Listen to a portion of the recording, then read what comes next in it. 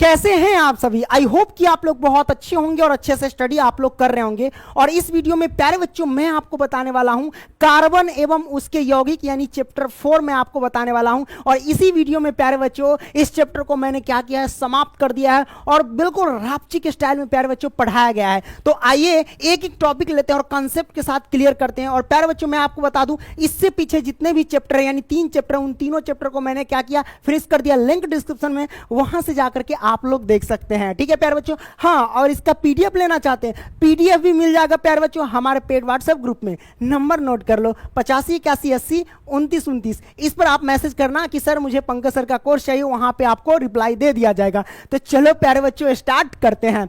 तो यहां पे सबसे पहला टॉपिक ले लेते हैं। यहां पे देखिए पहला टॉपिक कार्बन एवं उसके यौगिक, ये जो चैप्टर का नाम है इसमें क्या है, कार्बन के बारे में महत्वपूर्ण पॉइंट हम सबसे पहले जानेंगे कार्बन के बारे में डिटेल से।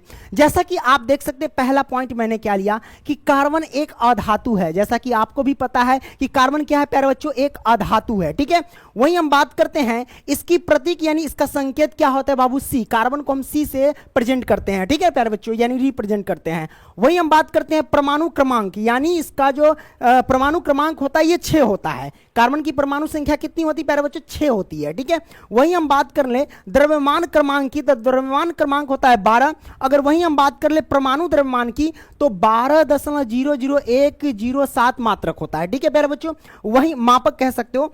और वहीं हम बात करें इलेक्ट्रॉनिक विन्यास की, तो इसका जो इलेक्ट्रॉनिक विन्यास होता है कार्बन का 2,4 और संयोजकता 4 होते हैं। हम सब जानेंगे प्यारे बच्चों की इलेक्ट्रॉनिक विन्यास हम सभी तत्वों का कैसे निकालेंगे, साथ में उसका संयोजकता कैसे निकालेंगे, इन सभी पे चर्चा करेंगे। आप टेंशन मत लो, क्योंकि इस वीडियो में जो है ना इस चैप्टर को मैंने फिनिश कर दिया है, सब कुछ बताऊंगा प्यारे बच्चों। ठीक है, कहीं आपको भटकने की जरूरत नहीं है।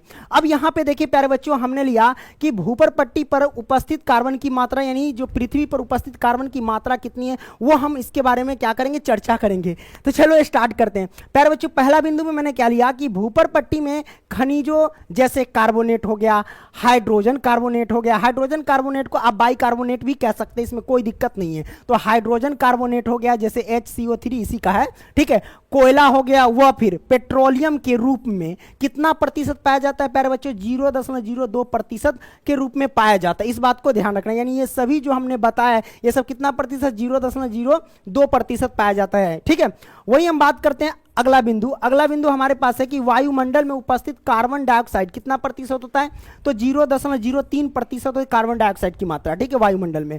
अगर आपसे मैं कहूं कि नाइट्रोजन कितना होता है प्यारे बच्चों, तो हम बता दें यहाँ पे नाइट्रोजन जो होता है ना 78% होता है। वही हम बात कर ले ऑक्सीजन की, तो ऑक्सीजन होता है 21%। ठीक है, ओके, आपने यहां पर देख लिया। अब हम क्या करेंगे प्यारे बच्चों, अगला बिंदु पे चर्चा करेंगे। देखिए कार्बन की मात्रा कई जगह, मतलब बहुत सारे, देखिए है तो 0.2%, लेकिन ये बहुत जगह फैला हुआ है इसकी मात्रा। जैसे यहाँ पे देख लिए भोजन हो गया, कपड़ा हो गया, दवा, पुस्तक, है ना, सभी जीव जंतु जो वस्तुएं हैं, पेड़ पौधे, है ना, इन सभी में क्या होता है बाबू, कार्बन की यौगिक बनते हैं, यानी कार्बन की यौगिक की मात्रा इसमें पाए जाते हैं। ओके प्यारे बच्चों, आगे हम बढ़ते हैं। आगे यहां पे देख लीजिए, यहां पे क्या है, रासायनिक आबंध के प्रकार यानी रासायनिक बंधन के प्रकार के बारे में जानेंगे। सबसे पहले यहां पे एक चीज देख लीजिए, यहां पे क्या नजर आ रहा होगा प्यारे बच्चों, यहां पे देखिए परमाणु के नाभिक में क्या पाया जाता है, प्रोटॉन और न्यूट्रॉन पाया जाता है। अगर आपसे कोई पूछे कि परमाणु के नाभिक में क्या पाया जाता है, तो आप कहिएगा प्रोटॉन और न्यूट्रॉन पाया जाता है परमाणु के नाभिक में। ठीक है, और इसके चारों तरफ ये जो ई नजर आ रही है इलेक्ट्रॉन है, चारों तरफ इलेक्ट्रॉन क्या करता है, चक्कर काटता रहता है, घूमता रहता है। जैसे कि इस इमेज में देखिए, ये हमारे पास परमाणु के नाभिक है, नाभिक में प्रोटॉन और न्यूट्रॉन तो होता है। अब ये देखिए पीला कलर की ये जो चक्कर काट रहे हैं ना, ये वास्तव में क्या, ये इलेक्ट्रॉन है। ये इलेक्ट्रॉन ऐसे ही चक्कर काटता रहता है। आपने ये समझ लिया, हमने आपको बता दिया कि किस तरीके से चक्कर काट रहा है, देख रहे हैं ना आराम से, है ना, दिखाई दे रहा है ना, तो आपने ये समझ लिया। आगे हम बढ़ते हैं, यहां पे जो दिया गया है कि रासायनिक आबंधों के प्रकार, रासायनिक बंधन यानी रासायनिक बंधन के प्रकार, इसके बारे में जानेंगे। तो रासायनिक बंधन जैसे कि पहला प्रकार है आयनिक आबंध और दूसरा प्रकार है सहसंयोजी आबंध, या यूं कह लो कि आयनिक बंधन और दूसरा सहसंयोजी बंधन। इन दोनों के बारे में हम चर्चा करेंगे डिटेल से। तो हम यहां पे अभी चर्चा कर लेते हैं प्यारे बच्चों आयनिक आबंध के बारे में, यानी आयनिक बंधन के बारे में। तो आयनिक बंधन किसे कहते हैं प्यारे बच्चों, एकदम गौर से समझना, उदाहरण से भी मैं आपको समझाऊंगा। ठीक है, आयनिक आबंध किसे कहते हैं प्यारे बच्चों, तो यहां पे देख सकते हैं आयनिक आबंध किसे कहते हैं, तो इलेक्ट्रॉन के आदान प्रदान से बनने वाले आबंध को ही क्या बोलते हैं, आयनिक आबंध कहते हैं। यानी इलेक्ट्रॉन के आदान प्रदान से क्या होता है बाबू, बनने वाले आबंध को क्या बोलते हैं, आयनिक आबंध कहते हैं। जैसे कि यहां पे आप देख सकते हैं सोडियम क्लोराइड में, जैसे कि Na यानी सोडियम, यहां क्लोराइड क्लोरीन है, ठीक है। अब दोनों में हम देखेंगे कैसे इलेक्ट्रॉन का आदान प्रदान होता है। और याद रखना कि सोडियम की परमाणु संख्या कितनी होती है प्यारे बच्चों, 11 होती है। वहीं हम क्लोरीन की परमाणु संख्या की बात करें तो कितनी होती है, 17 होती है, ठीक है। और याद रखना कि जितनी परमाणु संख्या होगी उतनी प्रोटॉन की संख्या, उतनी ही इलेक्ट्रॉन की संख्या। यहां भी देख ले, जितनी परमाणु संख्या उतनी ही प्रोटॉन की संख्या, उतनी ही इलेक्ट्रॉन की संख्या यहां पे है। और प्यारे बच्चों यहां पे देख लेना कि सोडियम का ये जो दिया गया है इलेक्ट्रॉनिक विन्यास दिया गया है 2,8,1, ये इलेक्ट्रॉनिक विन्यास है। और इलेक्ट्रॉनिक विन्यास में ये 2, 8,1 ये सब इलेक्ट्रॉन की संख्या है, ठीक है। तो याद रखना कि 2, 8 है, कितना है, 11, 11 तो पूरी रहा है। तो इसका ये इलेक्ट्रॉनिक विन्यास है 2,8,1 और ये है क्लोरीन का इलेक्ट्रॉनिक विन्यास 2,8,7। अब आप कहोगे सर इलेक्ट्रॉनिक विन्यास निकालना तो सिखा दीजिए। भाई वो भी सिखाऊंगा, आप टेंशन काहे लेते, सारा चीज बताऊंगा, आप टेंशन मत लो, ठीक है। तो ये हुआ हमारे पास। और इसके 72 कक्षा में इधर एक इलेक्ट्रॉन, देखो इस साइड जो होगा उसके 72 कक्षा में इलेक्ट्रॉन कहा जाता है। तो देखो सोडियम के 72 कक्षा में 1 इलेक्ट्रॉन है, यहां पे क्लोरीन के 72 कक्षा में कितने, 7 इलेक्ट्रॉन है, ठीक है। तो ये सब आप देख रहे हैं। अब यहां पे हम चर्चा करेंगे प्यारे बच्चों कि कैसे इलेक्ट्रॉन का आदान प्रदान होता है, वो हम जानते हैं। प्यारे बच्चों हम जानते हैं कि हाइड्रोजन और हीलियम अपना अष्टक पूरा करने के लिए वो 2 इलेक्ट्रॉन खोजता है 72 कक्षा में। बाकी के जितने भी तत्व होते हैं वो 8 इलेक्ट्रॉन खोजता है। मैंने क्या बोला कि हाइड्रोजन प्यारे बच्चों और हीलियम ये अपना अष्टक पूरा करने के लिए यानी स्थिर होने के लिए अपने 72 कक्षा में 2 इलेक्ट्रॉन पूरा करना चाहते हैं। लेकिन इसके दोनों के बाद, इन दोनों के बाद बाकी के जितने भी सारे तत्व हो गए, चाहे सोडियम हो गया, क्लोरीन हो गया, मैग्नीशियम हो गया, यानी जितने भी तत्व है उन सभी क्या चाहता है कि अपने 72 कक्षा में 8 इलेक्ट्रॉन पूरा करें। यानी स्थिर होने के लिए या यूं कह लो अपना अष्टक पूरा करने के लिए 8 इलेक्ट्रॉन चाहिए। तो जैसा कि यहां पे देख सकते हैं सोडियम का इलेक्ट्रॉनिक विन्यास जब निकाल करके मैंने रखा तो इसके 72 कक्षा में 1 इलेक्ट्रॉन है और इसके 72 कक्षा में 7 इलेक्ट्रॉन है और दोनों अपना स्थिरता बनाना चाहता है यानी अपना अष्टक पूरा करना चाहता है। तो क्या होगा, तो प्यारे बच्चों इस सोडियम के 72 कक्षा में 8 इलेक्ट्रॉन कैसे लाएंगे और क्लोरीन के 72 कक्षा में 7 इलेक्ट्रॉन कैसे लाएंगे। जब तक 72 कक्षा में 8 इलेक्ट्रॉन नहीं होगा तब तक ये क्या होगा, स्थिर नहीं होगा, यानी अपनी संयोजकता पूरा नहीं कर पाएगा, है ना, यानी अष्टक पूरा नहीं कर पाएगा। तो प्यारे बच्चों होगा क्या, तो आप देखोगे गौर से, इसको देखो 1 है, अगर इसको 8 इलेक्ट्रॉन मतलब पूरा करने के लिए इसको तो 7 और चाहिए, तो इसके अंदर इतनी शक्ति नहीं है कि 7 इलेक्ट्रॉन और ये धारण कर सके, है ना। और ये 2,8 ये 7 जो क्लोरीन है तो इसके अंदर भी इतनी शक्ति नहीं है कि 7 इलेक्ट्रॉन त्याग कर सके, ये ऐसा नहीं हो सकता है। तो करेगा क्या, तो प्यारे बच्चों ये करेगा क्या, सोडियम ये 1 इलेक्ट्रॉन को त्याग कर देगा और 1 इलेक्ट्रॉन त्याग कर देगा तो अपना अष्टक पूरा कर लेगा। मान लो कि अगर ये 1 इलेक्ट्रॉन को त्यागता है तो ये इसका अष्टक पूरा करने के लिए 2,8 आ जाएगा, तो इसके 72 कक्षा में 8 इलेक्ट्रॉन हो जाएंगे ना। तो 1 इलेक्ट्रॉन त्यागा यानी ये दाता प्रवृत्ति के हो गए, ये 1 इलेक्ट्रॉन दे रहा है और जैसे ही 1 इलेक्ट्रॉन देगा तो ये वाला क्लोरीन जो कहेगा ला भाई तू दे रहा है तो मैं ले लेता हूं, तो ये क्या करेगा, ले लेगा। तो इसका हो जाएगा 2,8,8, ये पहले से 7 है, ये 1 इलेक्ट्रॉन इसको भेजेगा तो ये हो जाएगा 7 1 8, तो इसके 72 कक्षा में 8 इलेक्ट्रॉन हो जाएंगे और इसके भी 72 कक्षा में 8 इलेक्ट्रॉन हो जाएंगे। तो मतलब ये क्या किया, अपना अष्टक पूरा कर लिया, ये स्थिर हो गया, ठीक है प्यारे बच्चों। और मैं आपको बता दूं कि जो इलेक्ट्रॉन देता है यानी जो इलेक्ट्रॉन दाता प्रवृत्ति के होते हैं उसके ऊपर प्लस चार्ज आ जाते हैं। तो जैसा कि ये प्लस चार्ज आ चुका है ना, ये प्लस चार्ज आ चुका है। और क्लोरीन ने क्या किया, 1 इलेक्ट्रॉन लिया यानी कर्जा लिया, कर्जा लिया यानी उस पर माइनस चार्ज आ जाएगा। तो कर्जा लिया है, ये इलेक्ट्रॉन किसी से लिया है तो इसके ऊपर क्या हो गया, माइनस चार्ज आ गया, यानी ऋण आयन हो गया और ये धन आयन हो गया। तो प्यारे बच्चों एक चीज याद रखना, जिसके ऊपर प्लस चार्ज होता है यानी जो धन आयन होता है वो क्या कहलाता है प्यारे बच्चों, धातु कहलाता है। क्या कहलाता है, धातु कहलाता है। और जो जिसके ऊपर ऋण आयन होता है यानी कर्जा लेता है तो भाई माइनस चार्ज हो गया, तो जिसके ऊपर माइनस चार्ज हो जाता है तो प्यारे बच्चों वो होता है अधातु। क्या होता है प्यारे बच्चों, अधातु कहलाता है। अधातु, इस बात को याद रखना, ठीक है, अधातु कहलाता है। आपने इसको समझ लिया, कोई दिक्कत नहीं है दिक्कत प्यारे बच्चों। तो हमने यहां पे देखा क्या, इलेक्ट्रॉन का आदान प्रदान हुआ, तो इलेक्ट्रॉन के आदान प्रदान से बनने वाले यौगिक को क्या कहते हैं, आयनिक यौगिक कहते हैं। तो वही बात यहां पर मैंने लिखा कि इलेक्ट्रॉन के आदान प्रदान से बनने वाले आबंध को क्या कहते हैं, आयनिक आबंध कहते हैं। आपने इसको समझ लिया, आपने समझा आयनिक आबंध क्या है, जहां पे इलेक्ट्रॉन का आदान प्रदान होता है उसी को हम क्या कहते हैं, आयनिक आबंध कहते हैं। ये आप क्लियर किए। और प्यारे बच्चों मैं आपको बता दूं कि आयनिक आबंध जो होता है वो कार्बन कभी नहीं बनाता है, कार्बन कभी नहीं बनाता आयनिक आबंध। तो बनाता क्या है, तो वो बनाता है सहसंयोजी आबंध। क्या बनाता है बाबू, सहसंयोजी आबंध। आप कहोगे क्यों, तो आइए हम जान लेते हैं। देखो प्यारे बच्चों, यहां पे हमने लिखा कि कार्बन आयनिक आबंध नहीं बना सकता। पीछे वाले पेज पे मैंने देखा था ना कि आयनिक आबंध किसे कहते हैं, तो आयनिक आबंध में इलेक्ट्रॉन के आदान प्रदान होता है, लेकिन कार्बन इलेक्ट्रॉन का आदान प्रदान नहीं होता है कार्बन में, ठीक है। इसीलिए वो क्या करता है, आयनिक आबंध नहीं बनाता है, तो बनाता क्या है, सहसंयोजी आबंध, है ना। तो आगे वाले पेज पे चलते हैं। यहां पे देखिए कि कार्बन आयनिक आबंध नहीं बना सकता, क्यों, देखिए कार्बन का परमाणु क्रमांक 6 होता है। कार्बन का परमाणु क्रमांक कितना होता है, 6 होता है। तो इसका इलेक्ट्रॉनिक विन्यास क्या होगा प्यारे बच्चों, तो इसका इलेक्ट्रॉनिक विन्यास होगा 2,4, यानी इसके बाह्यतम कक्षा में 4 इलेक्ट्रॉन होंगे, ठीक है। आगे देखते हैं, जिससे इसके सबसे बाहरी कोष में 4 इलेक्ट्रॉन होते हैं। तो देखो इसके बाहरी कक्ष में, यानी बाहरी कोष या बाह्यतम कक्ष कह सकते हैं, तो 4 इलेक्ट्रॉन होते हैं, ठीक है। आयनिक आबंध बनाने के लिए इसे 4 इलेक्ट्रॉन, या तो देखो आयनिक आबंध बनाने के लिए या तो 4 इलेक्ट्रॉन इसे क्या करना पड़ेगा, छोड़ना पड़ेगा, या 4 इलेक्ट्रॉन लेने होंगे, जो कि दोनों ही संभव नहीं है। तो प्यारे बच्चों मान लो कि कार्बन है, इसको अपना आयनिक आबंध बनाने के लिए, अष्टक पूरा करने के लिए इसको 4 और इलेक्ट्रॉन चाहिए, तो भाई ये तो दे नहीं सकता है और न ही किसी से ले सकता है, इतनी इसमें शक्ति नहीं है, ठीक है। इसीलिए क्या करता है, ये आयनिक आबंध नहीं बनाता है, ये बनाता है सहसंयोजी आबंध, ठीक है। तो यहाँ पे सहसंयोजी आबंध को भी समझेंगे। आगे देख लेते हैं, 4 इलेक्ट्रॉन या तो छोड़ने पड़ेंगे या तो फिर 4 इलेक्ट्रॉन लेने होंगे, जो कि दोनों ही संभव नहीं है। इसी कारण कार्बन आयनिक आबंध क्या करता है बाबू, नहीं बना सकता है। तो बनाता कौन है, तो ये बनाता है बाबू कौन सा आबंध, आयनिक आबंध नहीं बनाएगा तो कौन सा आबंध बनाएगा, सहसंयोजी आबंध बनाएगा, ठीक है। तो आगे जानते हैं इन सभी के बारे में, ठीक है, ओके।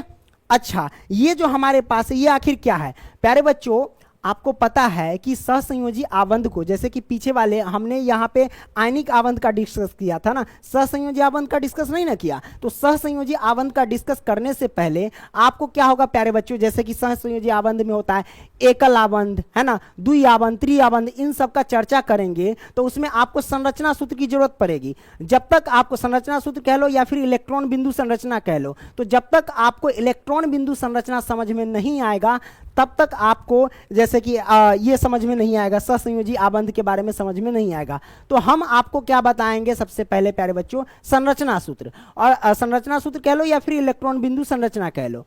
लेकिन इलेक्ट्रॉन बिंदु संरचना ज्ञात करने के लिए आपको क्या चीज की जरूरत होती है, तो बाबू किसी भी तत्व के बाह्यतम कक्षा में कितने इलेक्ट्रॉन है उसकी जरूरत होती है, और किसी भी तत्व के बाह्यतम कक्षा में कितने इलेक्ट्रॉन है उसको ज्ञात करने के लिए आपको पता होना चाहिए इलेक्ट्रॉनिक विन्यास।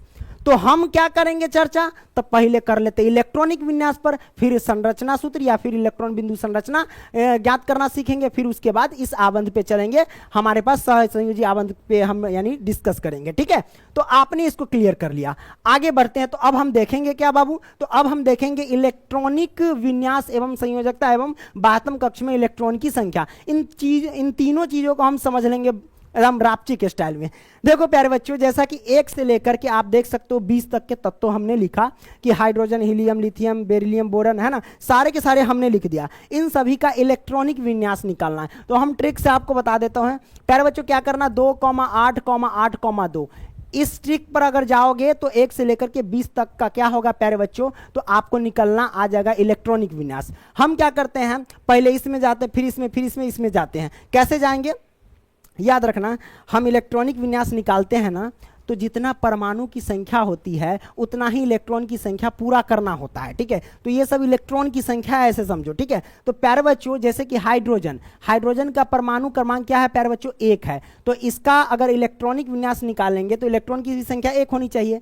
तो देखो यहाँ पे पहले वाले पे चलेंगे, है तो यहाँ पे 2, तो जरूरत कितना है प्यारे बच्चों इसको एक, क्योंकि जितनी परमाणु संख्या होगी उतनी ही संख्या इलेक्ट्रॉनिक विन्यास की होनी चाहिए, यानी इलेक्ट्रॉन की संख्या होनी चाहिए। तो यहां पे इलेक्ट्रॉन की संख्या 2, इसको जरूरत कितना हाइड्रोजन को एक की, तो यहां पे ले लेगा वो एक कर लेगा, तो सिर्फ एक लिया।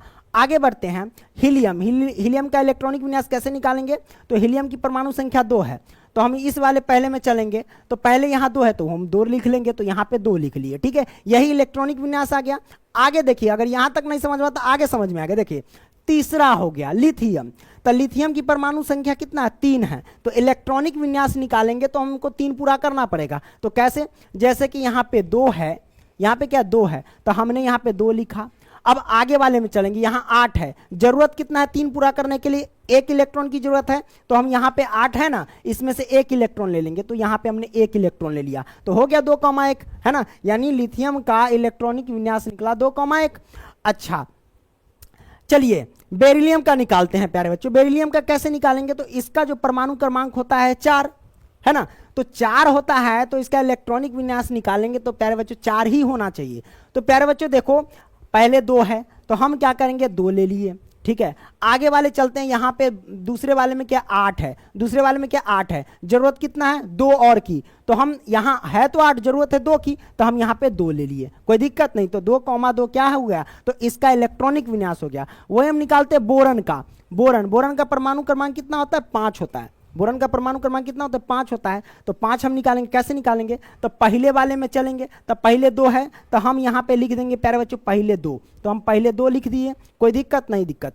आगे वाले में चलते हैं, यहां तो 8, जरूरत कितना है 5 पुराने के लिए, 3 और की है, यहां 8, 3 पुराने की जरूरत है, 3 हम ले लेंगे, तो इसमें से हम 3 ले लिए, तो 2,3 हो गया इलेक्ट्रॉनिक विन्यास है ना। उसी तरह से कार्बन का परमाणु क्रमांक 6 होता है, तो इलेक्ट्रॉनिक विन्यास निकालेंगे तो 6 हमको पूरा करना पड़ेगा। तब पहले चलेंगे 2, पहले 2 है तो हम 2 लिख लिए है ना। बाद में चलेंगे, बाद में 8 है, हमें जरूरत कितना है 4 और की, क्योंकि 6 पुराने के 2 तो यहां लिख दिए, 4 और की जरूरत है, तो हम क्या करें, इसमें है 8 तो हम ले लेंगे यहां पे 4, तो हमने 4 ले लिया, 2 4 मतलब 6 हो गया। तो हम कह सकते हैं कार्बन का जो हमारे पास इलेक्ट्रॉनिक विन्यास निकला 2,4, ठीक है, कोई दिक्कत नहीं दिक्कत। उसी तरीके से मान लो कि क्लोरीन का निकालना है, क्लोरीन का परमाणु क्रमांक कितना होता है प्यारे बच्चों 17 होता है, तो हम निकालेंगे कैसे, तो पहले 2 है तो 2 ले लेंगे है ना। उसके बाद हमें 17 पुराने, इस बात को ध्यान रखना, ठीक है, 2 तो 2, 8 है तो हम 8 ले लेंगे, 8 2 10 है पूरा अभी तक, अब 10 हो गया। अब तीसरे वाले में चलेंगे तो यहाँ पे देखिए 8 है, हमें 17 पुराने, तो 8 2 10 यहाँ तक तो पूरी गया।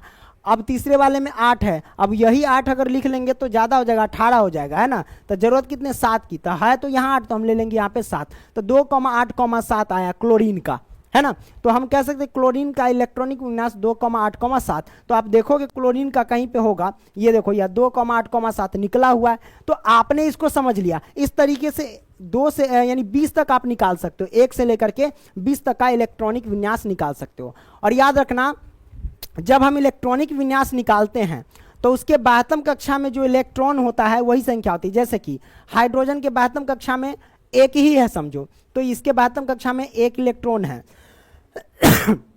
तो हाइड्रोजन के 12वीं कक्षा में कितने इलेक्ट्रॉन है, 1 इलेक्ट्रॉन है। हीलियम के 12वीं कक्षा में कितने इलेक्ट्रॉन है, 2 इलेक्ट्रॉन है। और लिथियम के 12वीं कक्षा में कितने इलेक्ट्रॉन है, तो बाहर कौन कितने इलेक्ट्रॉन, 1 है, तो यही हमारे पास इलेक्ट्रॉन हो जाएंगे। तो लिथियम के 12वीं कक्षा में कितने इलेक्ट्रॉन है, 1 इलेक्ट्रॉन है, क्योंकि 12वीं कक्षा में कितने इलेक्ट्रॉन है ये आपको पता होना चाहिए। उसी तरीके से बेरिलियम के 12वीं कक्षा में कितने इलेक्ट्रॉन है, यहाँ पे 2 इलेक्ट्रॉन है। बोरन के 12वीं कक्षा में कितने इलेक्ट्रॉन है, 3 इलेक्ट्रॉन है ना। कार्बन के 12वीं कक्षा में कितने इलेक्ट्रॉन है, 4 इलेक्ट्रॉन है। और वही नाइट्रोजन के 12वीं कक्षा में कितने इलेक्ट्रॉन है, 5 इलेक्ट्रॉन। बाहर जो भी रहेगा इलेक्ट्रॉन वही 12वीं कक्षा का इलेक्ट्रॉन कहलाता है ना। अब ऑक्सीजन के 12वीं कक्षा में कितने इलेक्ट्रॉन है, तो 6 इलेक्ट्रॉन है ना। उसी तरीके से फ्लोरीन के 12वीं कक्षा में कितने इलेक्ट्रॉन है, तो 7 इलेक्ट्रॉन है। और नियोन के 12वीं कक्षा में कितने इलेक्ट्रॉन है, तो 8 इलेक्ट्रॉन है। उसी तरीके से सोडियम के 12वीं कक्षा में कितने इलेक्ट्रॉन है, 1 इलेक्ट्रॉन है। और मैग्नीशियम के 12वीं कक्षा में 2 इलेक्ट्रॉन है, यानी और यहाँ पे एल्यूमिनियम के 12वीं कक्षा में कितने 3 इलेक्ट्रॉन। तो हम कह सकते हैं सभी के 12वीं कक्षा में इलेक्ट्रॉन आपको निकालना आ गया। इसके 12वीं कक्षा देखिए इसमें 4 इलेक्ट्रॉन है, इसमें 5 इलेक्ट्रॉन है, इसमें 12वीं कक्षा में 6 इलेक्ट्रॉन है। क्लोरीन के 12वीं कक्षा में 7 इलेक्ट्रॉन है। आर्गन के 12वीं कक्षा में 8 इलेक्ट्रॉन है। पोटेशियम के 12वीं कक्षा में 1 इलेक्ट्रॉन है। और कैल्शियम के 12वीं कक्षा में 2 इलेक्ट्रॉन है। तो आपको मतलब ये क्या सीखा कि जब तक आप इलेक्ट्रॉनिक विन्यास नहीं निकालेंगे तब तक आप किसी भी तत्व के बाह्यतम कक्षा में कितने इलेक्ट्रॉन है वो पता नहीं कर सकेंगे। तो हमने इलेक्ट्रॉनिक विन्यास निकाल दिया और उसके किस तत्व के बाह्यतम कक्षा में कितने इलेक्ट्रॉन है वो भी बता दिया। अब हम जानते हैं संयोजकता के बारे में। तो प्यारे बच्चों संयोजकता कैसे निकालते हैं वो मैं आपको बता देता हूं। संयोजकता, तो संयोजकता हम कैसे निकालते हैं प्यारे बच्चों, तो याद रखना अगर किसी तत्व के बाह्यतम कक्षा में, याद रखना अगर किसी तत्व के बाह्यतम कक्षा में अगर 1 इलेक्ट्रॉन है, 2 इलेक्ट्रॉन है, 3 इलेक्ट्रॉन है और 4 इलेक्ट्रॉन है, अगर किसी तत्व के बाह्यतम कक्षा में 1 2 3 4 ये सब इलेक्ट्रॉन है तो इनकी संयोजकता क्या होगी प्यारे बच्चों, वही हो जाएगी। अगर किसी तत्व के बाह्यतम कक्षा में 1 इलेक्ट्रॉन है तो उसकी संयोजकता 1 होगी। अगर किसी तत्व के बाह्यतम कक्षा में 2 इलेक्ट्रॉन है तो उसकी संयोजकता 2 ही हो जाएगी। 3 इलेक्ट्रॉन है तो उसकी संयोजकता 3 हो जाएगी और 4 इलेक्ट्रॉन है तो उसकी संयोजकता 4 हो जाएगी। ठीक है, ये आपने क्लियर किया। अगर किसी तत्व के बाह्यतम कक्षा में 1 2 3 4 4 से ऊपर आता है, जैसे 5 हो गया, 6 हो गया, 7 हो गया, 8 है, ये सब आता है तो हम करते क्या है, तो हम करते क्या है प्यारे बच्चों, हम घटा देते हैं। किस में से, तो 8 माइनस x कर देते हैं, यानी 8 में से घटा देते हैं। अब कैसे आप पता करते हैं प्यारे बच्चों, देखो हाइड्रोजन के बाह्यतम कक्षा में 1 इलेक्ट्रॉन है तो हाइड्रोजन के बाह्यतम कक्षा में 1 इलेक्ट्रॉन है तो इसकी संयोजकता 1 हो जाएगी। हीलियम के बाह्यतम कक्षा में 2 इलेक्ट्रॉन है तो इसकी संयोजकता 0 क्यों, ये अपवाद में आता है, ये याद रखना सिर्फ हीलियम का। हीलियम के बाह्यतम कक्षा में 2 इलेक्ट्रॉन है तो इसकी संयोजकता सिर्फ क्या होगी बाबू, 0 हो जाएगी। इतना याद रखना, बाकी में सब वही है।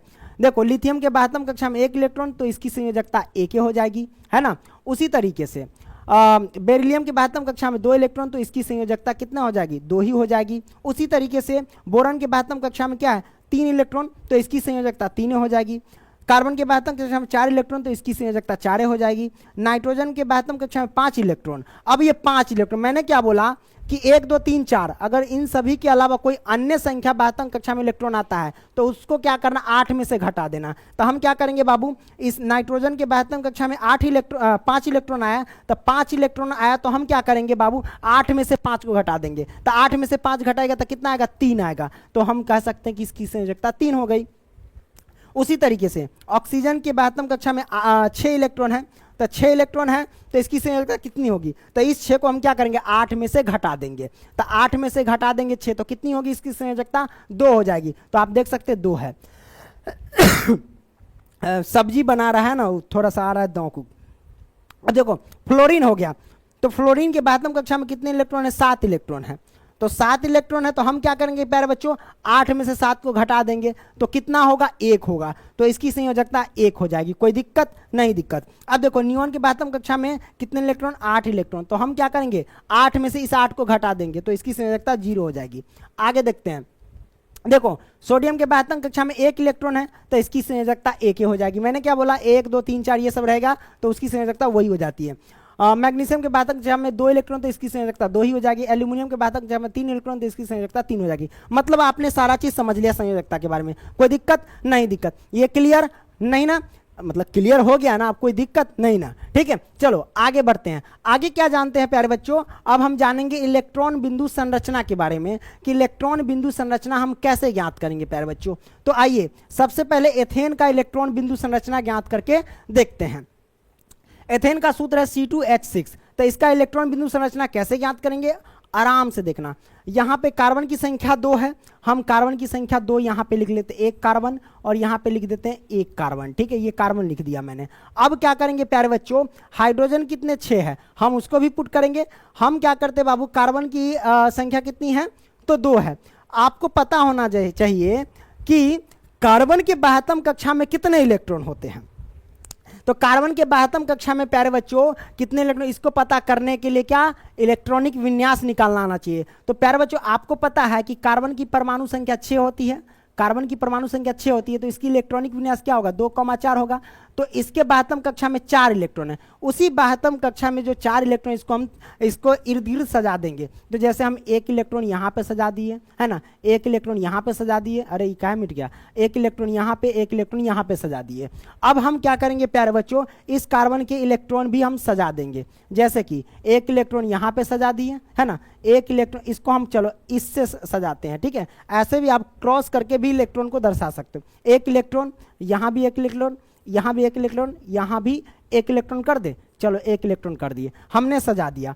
अब देखो हाइड्रोजन की संख्या 6 है हाइड्रोजन की संख्या 6 है, तो यहां हमने हाइड्रोजन कर दिया, 1 हाइड्रोजन यहां कर दिया, 1 हाइड्रोजन हमने यहां कर दिया, 1 हाइड्रोजन हमने यहां कर दिया, 1 हाइड्रोजन हमने यहां कर दिया, और 1 हाइड्रोजन हमने यहां कर दिया। टोटल 6 हाइड्रोजन सजा दिया मैंने, कोई दिक्कत नहीं दिक्कत। अब क्या करेंगे प्यारे बच्चों, हाइड्रोजन के बाह्यतम कक्षा में कितने इलेक्ट्रॉन, 1 इलेक्ट्रॉन होते हैं ना, तो 1 इलेक्ट्रॉन हम क्या करेंगे, इसके इर्द गिर्द सजा देंगे। तो 1 इलेक्ट्रॉन इसका हम सजा दी हाइड्रोजन का, इस हाइड्रोजन का भी 1 इलेक्ट्रॉन, और इस हाइड्रोजन का भी 1 इलेक्ट्रॉन, देन इस हाइड्रोजन का भी 1 इलेक्ट्रॉन, और इस हाइड्रोजन का भी 1 इलेक्ट्रॉन, और इस हाइड्रोजन का भी 1 इलेक्ट्रॉन। सभी के हाइड्रोजन का हमने इलेक्ट्रॉन क्या किया, सजा दिया। तो प्यारे बच्चों हम क्या करेंगे, आपको पता है कि देखो हाइड्रोजन जो होता है वो स्थिरता बनाने के लिए यानी अपना अष्टक पूरा करने के लिए उसको 2 इलेक्ट्रॉन की जरूरत होती है। बाकी के जितने भी तत्व होते हैं उसको 8 इलेक्ट्रॉन की जरूरत होती है। तो हम कैसे करेंगे, है तो हाइड्रोजन के पास 1 इलेक्ट्रॉन,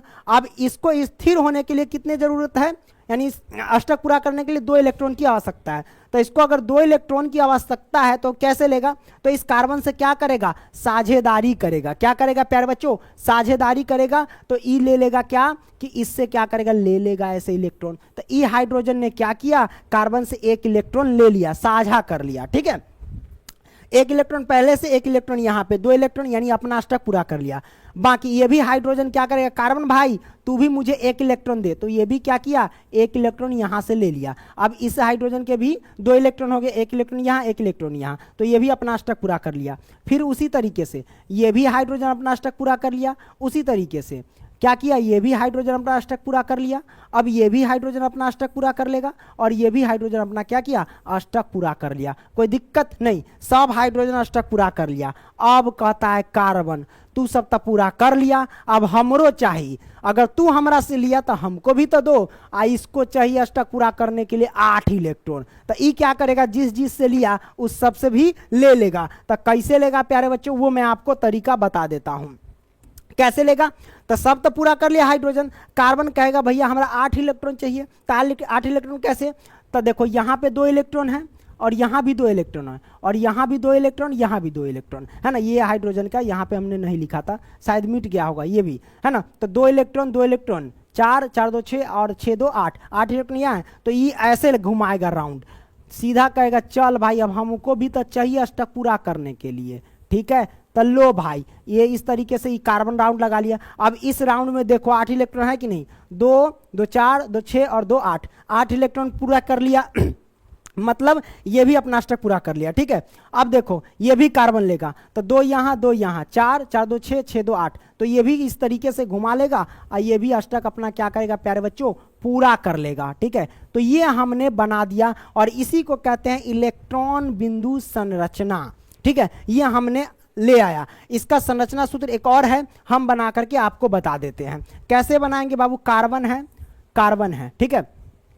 कार्बन के बाह्यतम कक्षा में 1 इलेक्ट्रॉन, कार्बन के बाह्यतम कक्षा में मतलब कार्बन के बाह्यतम 4 इलेक्ट्रॉन, तो 1 इलेक्ट्रॉन यहाँ 1 इलेक्ट्रॉन यहाँ, सबसे ज्यादा इस कार्बन के बाह्यतम कक्षा में 1 electron 1 electron 1 electron 1 electron, 4 electron हमने सजा दिया। अब क्या करेंगे प्यारे बच्चों, हाइड्रोजन बच गया, तो हाइड्रोजन एक यहाँ रख देंगे, हाइड्रोजन एक यहाँ, हाइड्रोजन देन एक यहाँ, हाइड्रोजन एक यहाँ, हाइड्रोजन एक यहाँ, हाइड्रोजन एक यहाँ, हाइड्रोजन 6 हाइड्रोजन हमने कर दिया। इसके भी 1 इलेक्ट्रॉन, इसके भी 1 इलेक्ट्रॉन, इसके भी 1 इलेक्ट्रॉन, इस हाइड्रोजन के भी बाह्यतम कक्षा में 1 इलेक्ट्रॉन, इस हाइड्रोजन की बाह्यतम कक्षा में 1 इलेक्ट्रॉन, इसके भी बाह्यतम कक्षा में 1 इलेक्ट्रॉन। हमने क्या किया, इलेक्ट्रॉन को सजा दिया। अब करेंगे क्या प्यारे बच्चों, तो अब क्या करते हैं प्यारे बच्चों, हम क्या करते हैं, इस इलेक्ट्रॉन से इस लाइन के द्वारा साझा कर लिया, ये भी अष्टक पूरा।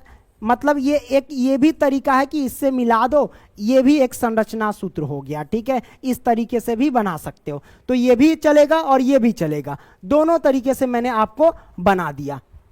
क्लियर, ओके, आपने इसको समझ लिया। तो C2H2 का तो बना लिया, यानी एथेन का। अब क्या करेंगे बाबू संरचना सूत्र, अब देखते हैं एथीन का। तो एथीन का बना करके देखते हैं। C2H4 है C2H4 है, तो यहाँ पे कार्बन, यहाँ भी कार्बन। हाइड्रोजन कितने हैं, 4 हाइड्रोजन है। 4 हाइड्रोजन है, तो एक हाइड्रोजन को इस साइड रख देते हैं और एक हाइड्रोजन को इस साइड रख देते हैं। बाकी के हाइड्रोजन 4 हाइड्रोजन, एक को हाइड्रोजन को नीचे रख देते हैं, यहाँ भी नीचे रख देते हैं। आप चाहो तो ऊपर भी रख सकते हो, कोई दिक्कत नहीं। हमने इसके आजू बाजू में सजा दिया। अब हमें सजाना क्या है बाबू, इसके इलेक्ट्रॉन की संख्या कैसे सजाएंगे। तो देखो प्यारे बच्चों, हम क्या करते हैं, इस कार्बन के बाद हम कक्षा में कितने, 4 इलेक्ट्रॉन। तो क्या करते हैं, 2 इलेक्ट्रॉन इधर रख देते हैं, 2 इलेक्ट्रॉन इधर रख देते हैं। हमने रख दिया। अब इस कार्बन के 2 इलेक्ट्रॉन तो और चाहिए। कहने का इस कार्बन के 2 इलेक्ट्रॉन यहाँ है, तो 1 इलेक्ट्रॉन यहाँ पे रख देते हैं और 1 इलेक्ट्रॉन यहाँ पे रख देते हैं। कोई दिक्कत नहीं, दिक्कत। इस कार्बन के भी 4 इलेक्ट्रॉन, 2 इलेक्ट्रॉन यहाँ है, तो 1 इलेक्ट्रॉन यहाँ रख देते हैं, 1 इलेक्ट्रॉन यहाँ रख देते हैं। हमने रख दिया। हाइड्रोजन के बाद हम कक्षा में कितने इलेक्ट्रॉन, 1 इलेक्ट्रॉन। तो 1 इलेक्ट्रॉन ऐसे हम सजा देते क्रॉस से, इसके भी 1 इलेक्ट्रॉन, इसके भी 1 इलेक्ट्रॉन और इसके भी 1 इलेक्ट्रॉन हमने सजा दिया। अब क्या करेंगे प्यारे बच्चों, अपना अपना स्ट्रक पूरा करवाएंगे सबको। कैसे पूरा करवाएं, हाइड्रोजन भी चाहता है कि हमरा 2 इलेक्ट्रॉन चाहिए है, इसके पास 1, तो इस कार्बन से ले लेगा 5, तो ये ले लिया, लो भैया दे दो, तो ये ले लिया, है ना। उसी तरीके से ये भी हाइड्रोजन इस कार्बन से ले लेगा। तो देखो इसके अंदर भी 2 इलेक्ट्रॉन पूरा कर लिया स्ट्रक। ये भी हाइड्रोजन ऐसे पूरा कर लेगा और ये भी हाइड्रोजन ऐसे पूरा कर लेगा। ठीक है, ये सब अपना अपना स्ट्रक पूरा कर लिया। अब कार्बन को चाहिए भैया 8 इलेक्ट्रॉन, तो कैसे करेगा, तो 2 यहाँ पे है, ये है, और 2 गो यहाँ, 2 2 4, 4 2 6 और 2 गो यहाँ 8। तो कुछ इस तरीके से राउंड लगाएगा प्यारे बच्चों, देख लेना ध्यान से, इस तरीके से, इस तरीके से। अब देखो इस लाइन में 8 इलेक्ट्रॉन हुआ कि नहीं, 2 2 4 2 6 और 2 8, 8 पुर गए। अब ये भी कार्बन कहेगा हमरो तो 8 चाहिए, तो कैसे लेगा, 2 गो यहाँ है, 2 गो यहाँ, 4 और 2 6 और 2 यहाँ है 8। तो भैया यहाँ से क्या करेगा, ऐसे लगा लेगा राउंड। लो भैया इस तरीके से राउंड लगा लेगा। हमने लगा दिया, कोई दिक्कत नहीं, दिक्कत प्यारे बच्चों। तो ये भी निकल करके आ गया क्या, तो इलेक्ट्रॉन बिंदु संरचना। इसको दूसरे तरीके से कैसे हम बनाएंगे, तो इलेक्ट्रॉन बिंदु संरचना आ गया। अब संरचना सूत्र एक और तरीका है, कैसे हम करेंगे, तो कार्बन 2 गो है, तो 1 गो कार्बन 1 गो कार्बन, 2 गो कार्बन, हाइड्रोजन 4 गो, तो 1 गो हाइड्रोजन यहाँ, 1 गो हाइड्रोजन यहाँ, 1 गो हाइड्रोजन यहाँ, 1 गो हाइड्रोजन यहाँ कर देते हैं। कार्बन के बाद हम कक्षा में 4 इलेक्ट्रॉन है ना, तो 4 इलेक्ट्रॉन हम कुछ इस तरीके से सजा देते हैं। ओके, इस कार्बन के भी बाद हम कक्षा में 4 इलेक्ट्रॉन, 1 इलेक्ट्रॉन यहाँ, 1 इलेक्ट्रॉन यहाँ सजा दिए। हाइड्रोजन के बाद हम कक्षा में 1 इलेक्ट्रॉन, इसके भी 1 इलेक्ट्रॉन, इसके भी 1 इलेक्ट्रॉन, इसके भी 1 इलेक्ट्रॉन। अब क्या करेंगे बाबू, लाइन खींच देंगे। तो इससे इसको मिला दो, इससे इसको मिला दो, इसको इससे, इससे इससे, ये फिर ये इससे और ये इससे, ये भी हमारे पास आ गया संरचना सूत्र। तो ऐसे भी आप क्या कर सकते हैं, इसको बना सकते हैं, कोई दिक्कत नहीं, दिक्कत प्यारे बच्चों। तो आपने जब संरचना सूत्र बना ही लिया, सब कुछ देखा, तो अब हम करेंगे क्या प्यारे बच्चों तो अब करेंगे क्या प्यारे बच्चों, अब हम समझेंगे सहसंयोजी आबंध के बारे में। कोई दिक्कत नहीं, दिक्कत। तो आइए अब क्या करते हैं प्यारे बच्चों, इसके बारे में समझ लेते हैं। आखिर सहसंयोजी आबंध कहते किसे हैं प्यारे बच्चों, है ना, सहसंयोजी आबंध। तो हमने क्या लिखा बाबू सहसंयोजी आबंध में, कि 2 परमाणुओं के बीच, कितने, 2 परमाणुओं के बीच, 2 परमाणुओं के बीच परस्पर इलेक्ट्रॉन की साझेदारी। इसमें क्या हो रहा है, इलेक्ट्रॉन की साझेदारी हो रही है। इलेक्ट्रॉन की साझेदारी के द्वारा बने रासायनिक आबंध को सहसंयोजी आबंध कहते हैं, और ये 3 प्रकार के होते हैं। देखो आयनिक आबंध का अलग डिफिनेशन है और इसका अलग है। सहसंयोजी आबंध किसे कहते हैं, तो बाबू 2 परमाणुओं के बीच इलेक्ट्रॉन की साझेदारी होती है। इसमें क्या होती है, इलेक्ट्रॉन की साझेदारी होती है। लेकिन आयनिक आबंध में क्या था, कि इलेक्ट्रॉन का आदान प्रदान हो रहा था, कि अगर एक दे रहा है तो दूसरा सिर्फ लेगा, उसमें ऐसा था, और दूसरा दे रहा है तो फिर ये पहला लेगा, ऐसा था उसमें। लेकिन इसमें ऐसा नहीं होगा। अगर ये इलेक्ट्रॉन 2 को दे दिया तो उन्हीं से कहेगा बबुआ हमरो दे इलेक्ट्रॉन, है ना, ये देगा तो लेबो करेगा। लेकिन आयनिक आबंध में क्या है, कि अगर दे दिया तो फिर वो मांगबो नहीं करेगा, दे दिया तो हाँ अगला आदमी रख लेगा,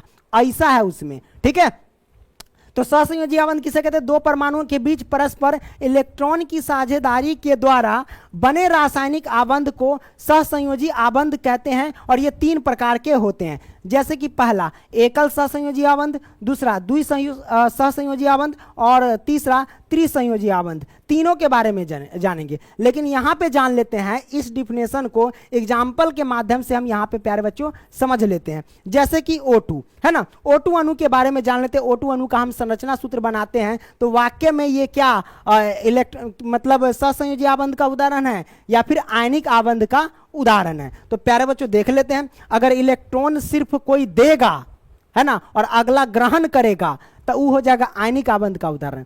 लेकिन अगर अगला इलेक्ट्रॉन दे रहा है और फिर ले रहा है अपना अष्टक पूरा करने के लिए तो समझ जाना वो हो जाएगा सहसंयोजी आबंध का उदाहरण। ठीक है, तो जरा देख लो, यहां ऑक्सीजन यहां भी ऑक्सीजन, ऑक्सीजन का इलेक्ट्रॉनिक विन्यास देखो यहां 2,6 क्योंकि ऑक्सीजन का परमाणु संख्या 8, ऑक्सीजन का परमाणु संख्या कितना होता है 8 होता है, इस बात को ध्यान रखना।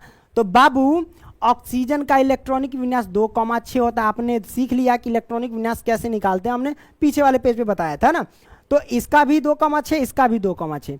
इसके बाह्यतम कक्षा में प्यारे बच्चों 6 इलेक्ट्रॉन और इसके बाह्यतम कक्षा में प्यारे बच्चों 6 इलेक्ट्रॉन है ना। इसके भी बाह्यतम कक्षा में इसके भी बाह्यतम, यानी 6 इलेक्ट्रॉन है। हम क्या करेंगे प्यारे बच्चों, इस तरीके से एक ऑक्सीजन लगा देंगे, यहां भी ऑक्सीजन, इधर देख लेते हैं, यहां हम क्या करते हैं ऑक्सीजन लगा दिए और यहां भी हम क्या कर दिए बाबू ऑक्सीजन लगा दिए। ठीक है, ये ऑक्सीजन ये, तो ऑक्सीजन के बाह्यतम कक्षा 6 इलेक्ट्रॉन होते हैं ना, तो 2 इलेक्ट्रॉन यहां पे है ना और 2 इलेक्ट्रॉन यहां पे और 2 इलेक्ट्रॉन यहां पे रख दिए, कोई दिक्कत नहीं दिक्कत। अब क्या करेंगे प्यारे बच्चों, इस ऑक्सीजन के भी 2 इलेक्ट्रॉन यहां पे, 2 इलेक्ट्रॉन यहां पे और 2 इलेक्ट्रॉन यहां पे, 6 इलेक्ट्रॉन हमने सजा दिया। अब देखो अपना अपना अष्टक पूरा करेगा। आपको पता है कि हाइड्रोजन और हीलियम अष्टक पूरा करने के लिए उसको 2 इलेक्ट्रॉन चाहिए, बाकी के जितने भी तत्व हैं उसको 8 इलेक्ट्रॉन चाहिए पूरा करने के लिए। तो इसके बाह्यतम कक्षा 6 इलेक्ट्रॉन है, इसको चाहिए 2 और, तब ना अष्टक पूरा करेगा 8 बना करके। तो कैसे 8 लेगा, देखिए 2 2 4 2 6 है तो 2 इलेक्ट्रॉन और लेगा, तो कहेगा रे भाई ऑक्सीजन हमारा पास अभी 6 है, यानी अगला ऑक्सीजन इस ऑक्सीजन को कहता है कि हमारे पास 6 इलेक्ट्रॉन है, 2 इलेक्ट्रॉन देना दो, तो अष्टक पूरा कर लेंगे। तो क्या करेगा 2 इलेक्ट्रॉन कहेगा ले ले, तो कैसे लेगा, इस तरीके से राउंड लगा करके ले लेगा। अब देखिए इस राउंड में इस ऑक्सीजन का 8 इलेक्ट्रॉन हुआ कि नहीं, 2 2 4 2 6 और 2 8, 8 हो गया। अब कहेगा ये ऑक्सीजन, ये तो खिसिया गया, अरे तू तो पूरा कर लिया, अब हमरो मन है पूरा करने का, तो क्या करेगा, तो ये कहता है अब तू पूरा कर ले। मतलब ये ले लिया तब इहो करा कि ले ले हमरो से, यानी साझेदारी, तू मेरा दाल ले लेता मैं तेरा भात ले लेता हूं, है ना। तो साझेदारी कर रहा है। तो यहाँ पे क्या करेगा बाबू, ये भी ऑक्सीजन ले लेगा, तो यहाँ से एक के राउंड लगाएगा इस तरीके से और ये ले लेगा। तो ये भी ऑक्सीजन लिया और ये भी ऑक्सीजन लिया, यानी दोनों क्या किया, अपना अपना साझेदारी किया। यहाँ पे ये नहीं कि एक को दिया तो दूसरा सिर्फ ले ही रह गया। वो कहता है कि अगर लिया है तब दो, है ना, ऐसा हो रहा है इसमें कंडीशन में। ठीक है, इसीलिए ये सहसंयोजी आबंध हुआ जिसमें इलेक्ट्रॉन का आदान प्रदान हो गया, है ना। आदान प्रदान जैसे कि आयनिक आबंध में क्या था, उसमें इलेक्ट्रॉन का आदान प्रदान हो रहा था लेकिन एक सिर्फ दे रहा था और दूसरा सिर्फ लेके रह जा रहा था, ऐसा होता था इसमें। लेकिन इसमें ऐसा नहीं है, अगर ये दे रहा है तो यहो कहेगा अब हमरो दे, ऐसा हो रहा है। ठीक है प्यारे बच्चों, तो ये आपने क्लियर कर लिया, ओके, आपने समझा। तो इस तरीके से वही स्ट्रक्चर मैंने यहां भी बता रखा हुआ है। ठीक है, तो आपने देखा कि इस कंडीशन को ये क्या किया, पूरा करा कि 2 परमाणुओं के बीच परस्पर इलेक्ट्रॉन की साझेदारी। तो यहाँ पे साझा हुआ, समझौता हुआ कि हम दे रहे हैं तो आप भी दीजिए, है ना। ओके, इस तरीके से हुआ। साझेदारी के द्वारा रासायनिक आबंधों को सहसंयोजी आबंध कहते हैं और इस डिफिनेशन को ये उदाहरण डिफाइन कर दिया। अब हम जानेंगे एकल सहसंयोजी आबंध, द्विसहसंयोजी आबंध और त्रिसहसंयोजी आबंध के बारे में। एकल सहसंयोजी आबंध किसे कहते हैं, जिसमें एक जोड़े इलेक्ट्रॉन का आदान प्रदान होता है ना, एक जोड़े इलेक्ट्रॉन का आदान। जैसे कि एकल सहसंयोजी आबंध यहाँ पे देखो लिख दिया मैंने कि जब 2 परमाणुओं के बीच एक जोड़े इलेक्ट्रॉन की साझेदारी, आदान प्रदान नहीं, साझेदारी, ठीक है, एक जोड़े इलेक्ट्रॉन की क्या होती बाबू, साझेदारी से जो आबंध बनता है उसे एक एकल सहसंयोजी आबंध कहते हैं। याद रखना कि एकल सहसंयोजी आबंध किसे कहते हैं, तो एक जोड़े इलेक्ट्रॉन की साझेदारी जब होती है तो उसे हम क्या कहते हैं बाबू, एकल सहसंयोजी आबंध कहते हैं। अगर 2 जोड़े इलेक्ट्रॉन की साझेदारी होगी तो द्वि आबंध कहेंगे, है ना, और 3 जोड़े इलेक्ट्रॉन की साझेदारी होगी तो त्रि आबंध उसको बोलते हैं। ओके, तो एकल सहसंयोजी आबंध आपने समझ लिया कि एक जोड़े इलेक्ट्रॉन का साझेदारी होता है, तो उसे हम क्या कहते हैं बाबू, एकल सहसंयोजी आबंध कहते हैं। जैसे कि आप देख लो उदाहरण में हाइड्रोजन H2 में 2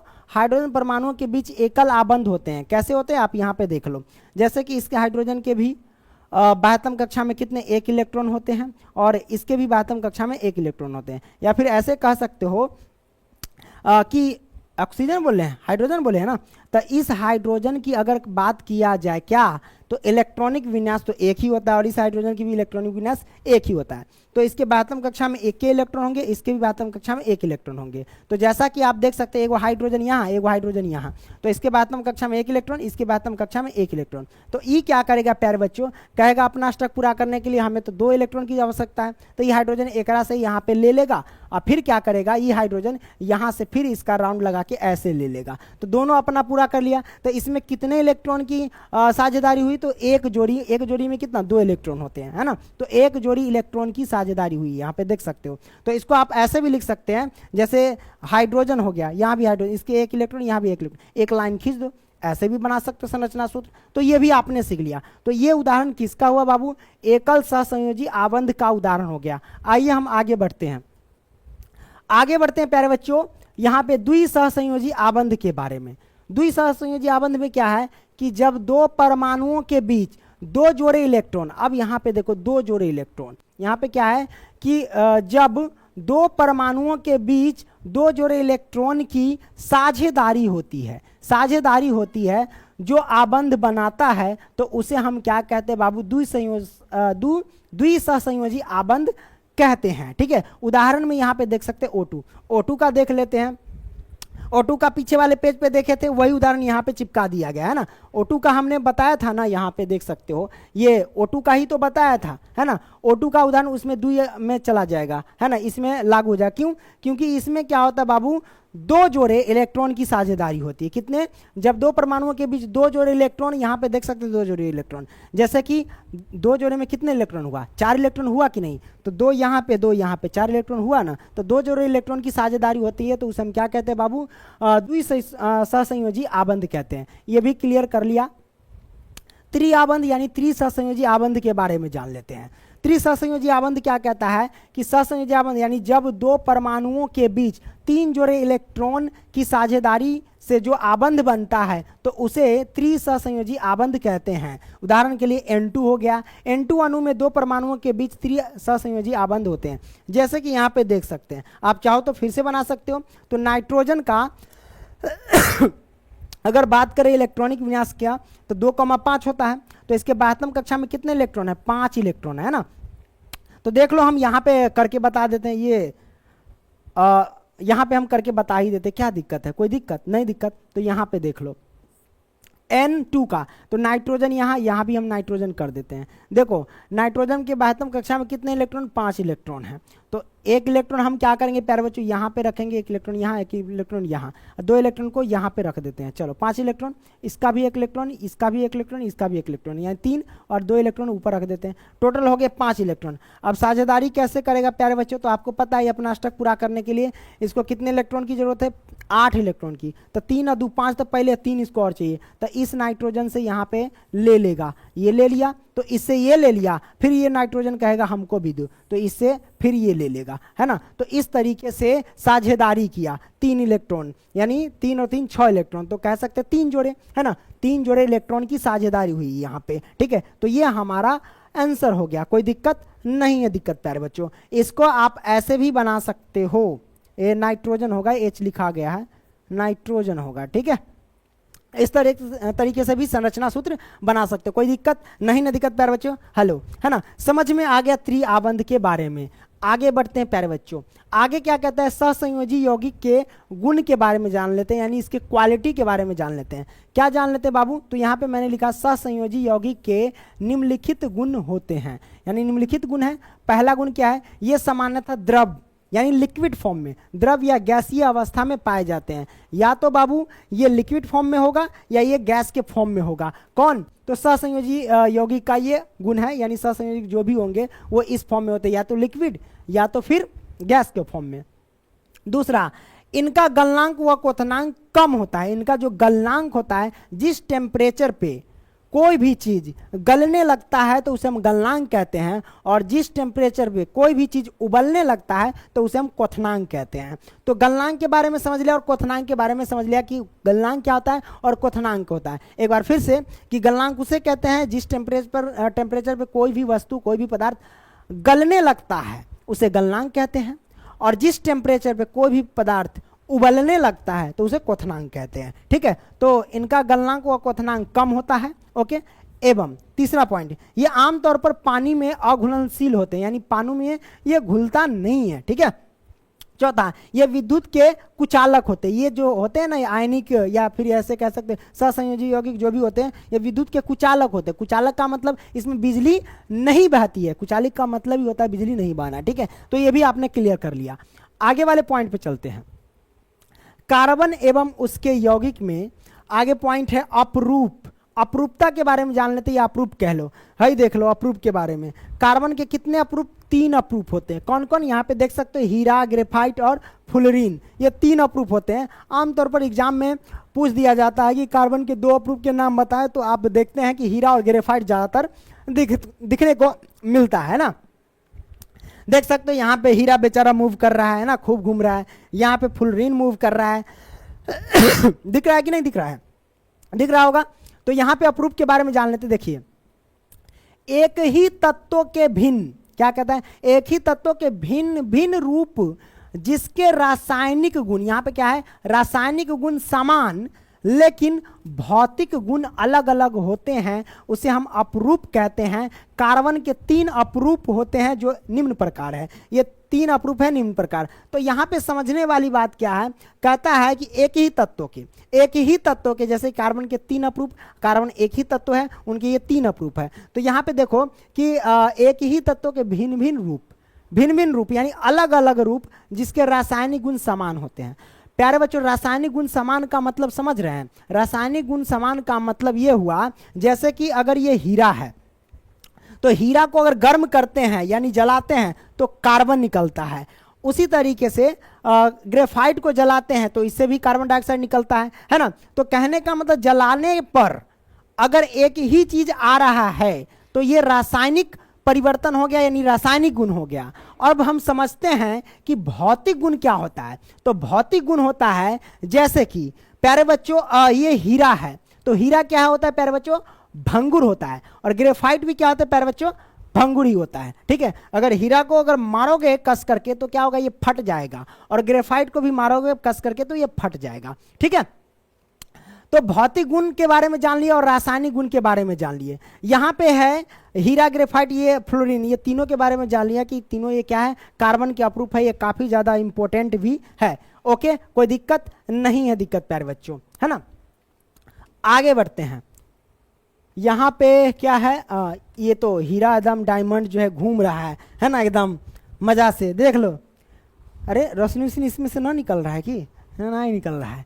चलो आगे बढ़ते हैं। यहां पे जान लेते हैं हीरा और ग्रेफाइट में अंतर। हीरा और ग्रेफाइट में अंतर जानेंगे प्यारे बच्चों, एग्जाम में आ जाता है कई बार, है ना। तो चलिए जान लेते हैं ग्रेफाइट क्या होता है, हीरा क्या। अच्छा, यहाँ पे मैंने आपको नहीं बताया कि ग्रेफाइट क्या होता है प्यारे बच्चों। देखो ग्रेफाइट क्या होता है, जैसे पेंसिल है ना, पेंसिल में ये काला कलर का जो है यही ग्रेफाइट होता है।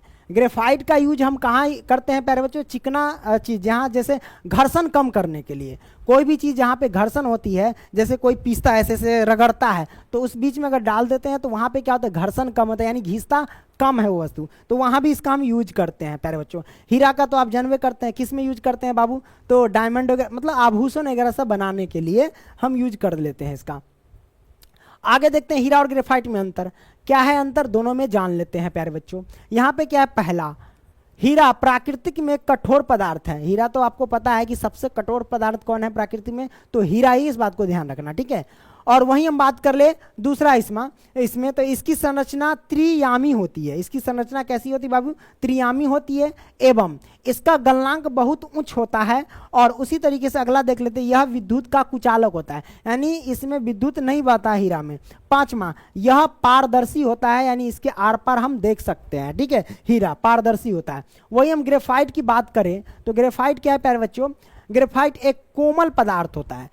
जैसे आप देखोगे, अब कटर से भी क्या करते हो, अगर छेपते हो तो वो जो ग्रेफाइट काला कलर के निकलता है वही ग्रेफाइट होता है, ये बहुत कोमल होता है, भंगुर होता है, ऐसे ही टूट जाता है ना। और ये विद्युत का चालन होता है, यानी विद्युत का चालक होता है, इसमें बिजली बहती है ग्रेफाइट में।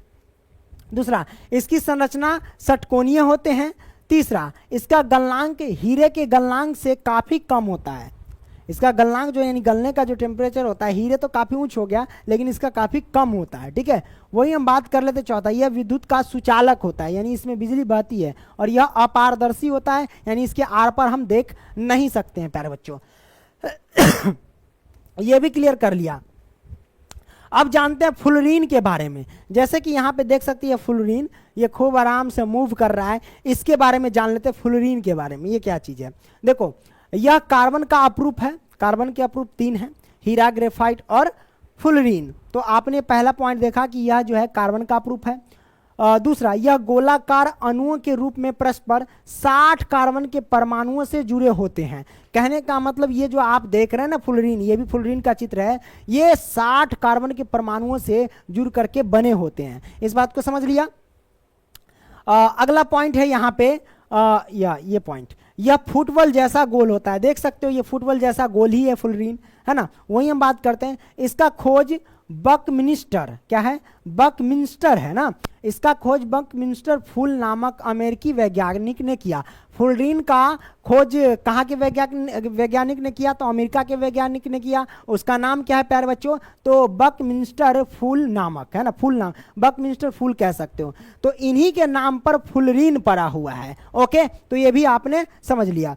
अगला पॉइंट है, फुलरीन ना तो अत्यधिक कठोर है और ना ही मुलायम होता है। फुलरीन जो होता है ना तो ज़्यादा कठोर होता है और ना ही मुलायम होता है, ये बीच का होता है, ठीक है।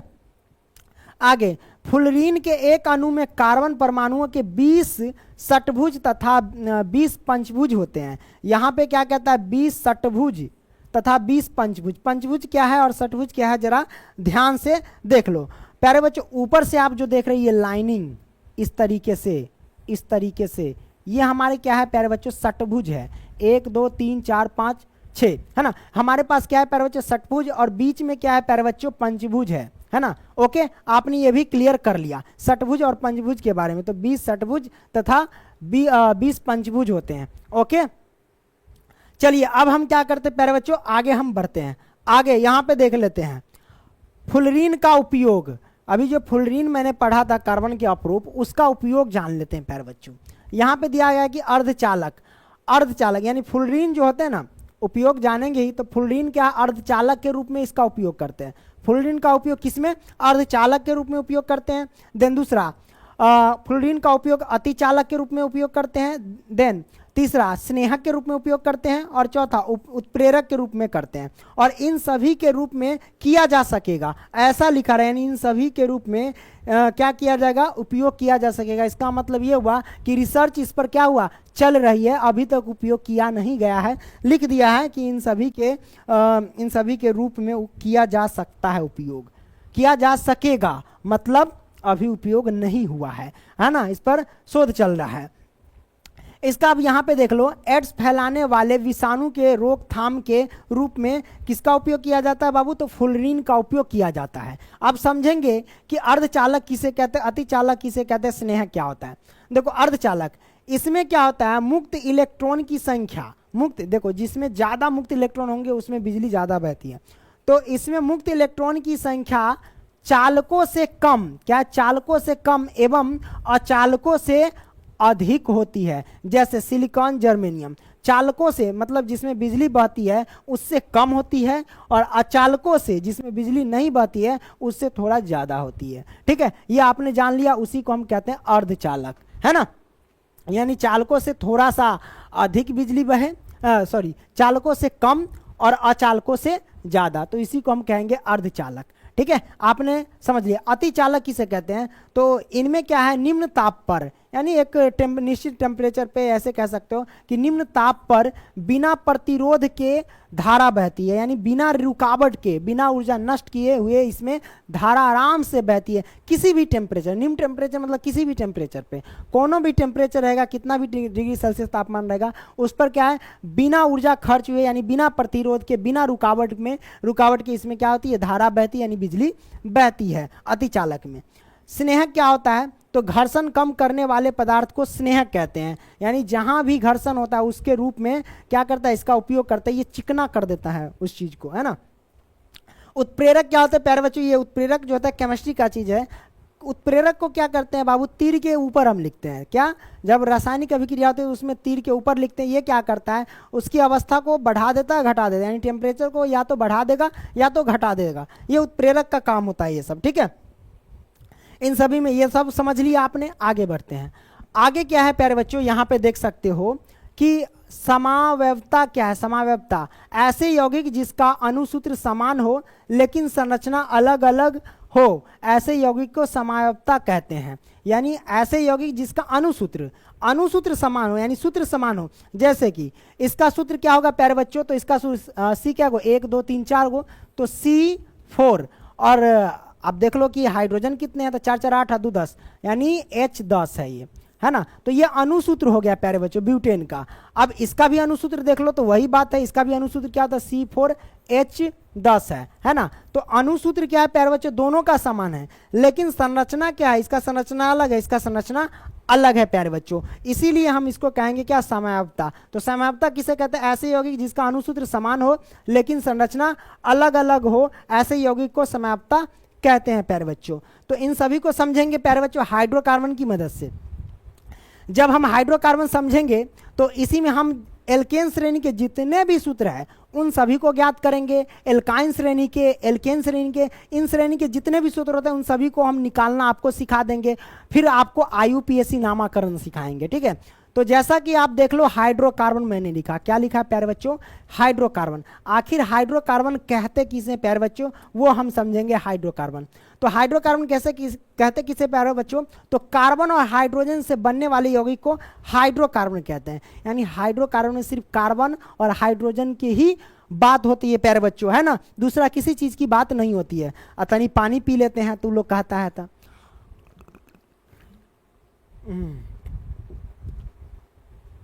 थक गए रे है।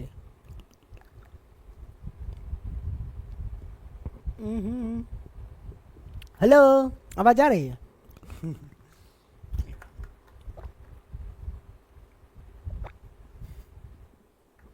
ये मत कह देना कि सर जी पानी को खा रहे हैं क्या, पी नहीं रहे हैं, है ना, चबा चबा के। ऐसे ही हम पानी पीते हैं, समझा। हाँ चलो, तो हाइड्रोकार्बन समझ लिया कि जिसमें हाइड्रोजन एवं कार्बन होते हैं उसी को हम हाइड्रोकार्बन कहते हैं। हाइड्रोकार्बन को हम कुछ इस तरीके से भाग दिए। हाइड्रोकार्बन दो तरह के होते हैं, एक संतृप्त हाइड्रोकार्बन और दूसरा असंतृप्त हाइड्रोकार्बन। देखो हाइड्रोकार्बन दो तरीके के, एक संतृप्त हाइड्रोकार्बन और दूसरा असंतृप्त हाइड्रोकार्बन। संतृप्त हाइड्रोकार्बन यानी सैचुरेटेड हाइड्रोकार्बन और असंतृप्त हाइड्रोकार्बन यानी अनसैचुरेटेड हाइड्रोकार्बन, ठीक है। देखो हाइड्रोकार्बन में जो होते हैं ना, एल्केन श्रेणी के जितने भी सूत्र होते हैं वो संतृप्त हाइड्रोकार्बन कहलाएंगे। यानी एल्केन जैसे कि मेथेन हो गया, प्रोपेन, ब्यूटेन, पेंटेन, ये सारे के सारे किस श्रेणी के कहलाएंगे बाबू, संतृप्त हाइड्रोकार्बन कहलाएंगे वो सारे के सारे।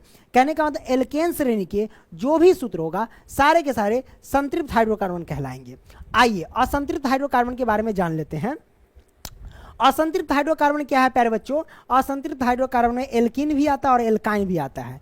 तो एल्केन श्रेणी के जितने भी सूत्र जैसे मेथीन हो गया, पेंटीन, है ना, ये तो मतलब एल्कीन श्रेणी के जो भी सूत्र होंगे सारे के सारे असंतृप्त हाइड्रोकार्बन कहलाएंगे। उसी तरीके से एल्काइन श्रेणी के मेथाइन, प्रोपाइन, है ना, ये सारे के सारे जो कहलाएंगे वो असंतृप्त हाइड्रोकार्बन ही कहलाएंगे। तो आपने समझ लिया कि एल्केन श्रेणी के और एल्काइन श्रेणी के ये जो भी सूत्र होंगे असंतृप्त हाइड्रोकार्बन कहलाएंगे, क्योंकि असंतृप्त हाइड्रोकार्बन में एल्कीन भी आता है और एल्काइन भी आता है और संतृप्त हाइड्रोकार्बन में केवल एल्केन आता है।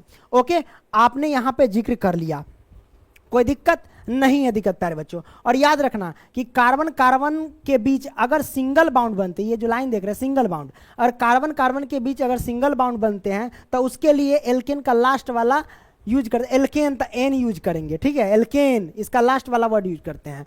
और कार्बन कार्बन के बीच डबल बाउंड बनते हैं तो एल्कीन वाले श्रेणी के आते हैं, इसके लिए इन यूज करते हैं।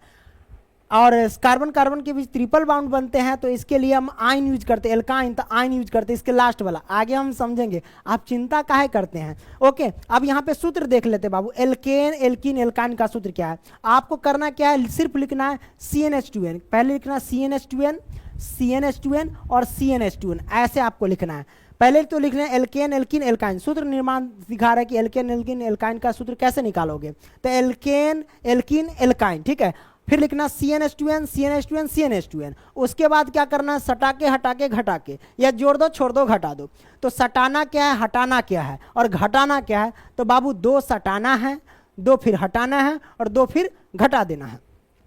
तो इसमें हम क्या करें, CnH2n लिखेंगे, जैसे कि CnH2n लिख दिए, तो सटाने का मतलब 2 सटा के, और CnH2n लिखे, हटाने का मतलब 2 इसमें सटाने हटाइए देना है, रहने दो इसको। और घटाने का मतलब CnH2n में क्या करना है, 2 को घटा देना है। तो सटा के हटा के घटा के, आपने ये ट्रिक सीख लिया, या फिर यूँ कह लो जोड़ दो छोड़ दो घटा दो, जो आपको अच्छा लगता है वो यूज करो, है ना। फनी वे में सटा के हटा के वो भी सब तो फनी वे में है ना। चलो, तो ये भी आपने क्लियर कर लिया हाइड्रोकार्बन के बारे में। अब हम समझेंगे एल्केन श्रेणी के जितने भी सूत्र होते हैं उनको कैसे ज्ञात करेंगे, एल्कीन श्रेणी के जितने भी सूत्र होते हैं उनको कैसे ज्ञात करेंगे, और एल्काइन श्रेणी के जितने भी सूत्र होते हैं उनको कैसे हम ज्ञात करेंगे। तो प्यारे बच्चों, यहाँ पे आप देख सकते हो, यहाँ पे क्या है, हम ज्ञात करेंगे कि संतृप्त हाइड्रोकार्बन के अंतर्गत आता है एल्केन, और एल्केन का सूत्र होता है CnH2n+2, ठीक है। और इन श्रेणी के जितने भी सूत्र होंगे उसको हम ज्ञात करना सीखेंगे प्यारे बच्चों। तो उन सभी को ज्ञात करने के लिए आपको एक चीज़ याद रखना होगा, जैसे एल्केन एल्कीन एल्काइन का श्रेणी का जितने भी सूत्र ज्ञात करने के लिए ये चीज़ आपको पता होना चाहिए। ये चीज़ क्या पता होना चाहिए प्यारे बच्चों, तो आपको पता होना चाहिए कि जैसे meth, eth, pro, but, pent, hex, hept, oct, non, dec, ये कब पढ़ते हैं, तो कार्बन की कार्बन परमाणुओं की अगर 1 संख्या है तो मेथ, कार्बन की 2 संख्या है तो एथ, 3 है तो प्रोप, 4 है तो ब्यूट, 5 है तो पेंट, और हेक्स 6 है तो हेक्स, 7 है तो हेप्ट, और 8 है तो ऑक्ट, और 9 है तो नॉन, और 10 है तो डेक। ऐसे हम पढ़ेंगे, है ना। यानी कार्बन के परमाणुओं की संख्या 1 है तो मेथ, कार्बन के परमाणु संख्या अगर 2 है तो एथ, 3 है तो प्रोप, 4 है तो ब्यूट, और 5 है तो पेंट। तो इसको याद कैसे करेंगे प्यारे बच्चों, तो आपको कम से कम 3 गर्लफ्रेंड होना चाहिए।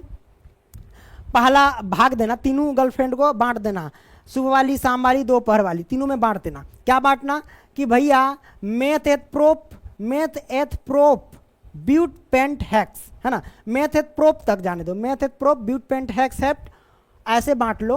तीनों गर्लफ्रेंड में कैसे बांटना प्यारे बच्चों हम आपको बता देते हैं। इसको इरेज कर ले, चलो हम इरेज कर लेते हैं। अरे इरेज ऑल, हाँ।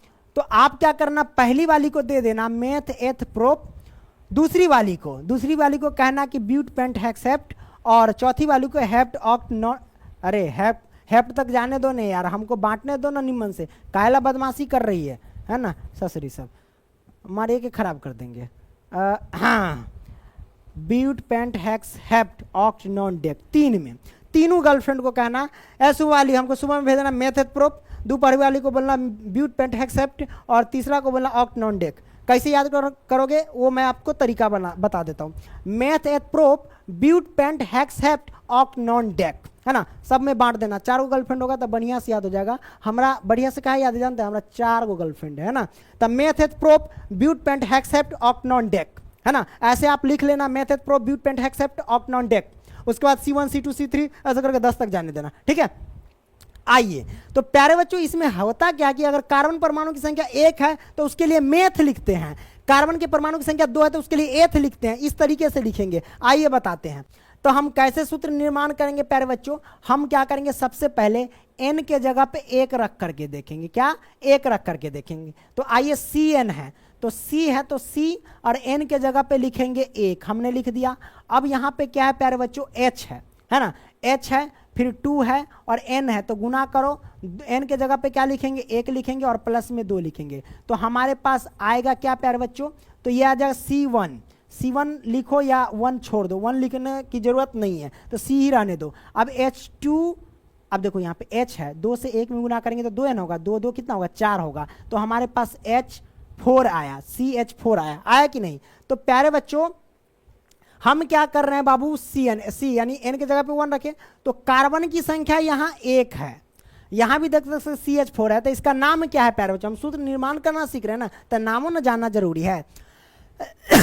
तो कार्बन की संख्या यहाँ 1 है, तो एक कार्बन रहेगा तो उसके लिए हम पढ़ते हैं मेथ।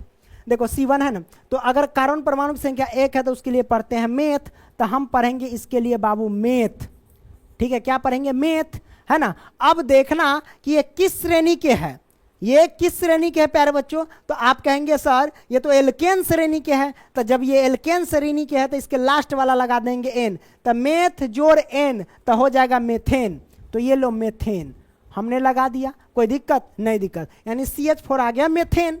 उसी तरीके से n के जगह पे अगर हम 2 रखते हैं, यानी CnH2n + 2 है ना, तो n के जगह पे 2 रखें, फिर H है, फिर 2 है, n के जगह पे गुना हो जाएगा ना, n के जगह पे 2 और प्लस के 2, जब इसको सॉल्व करेंगे तो क्या होगा बाबू?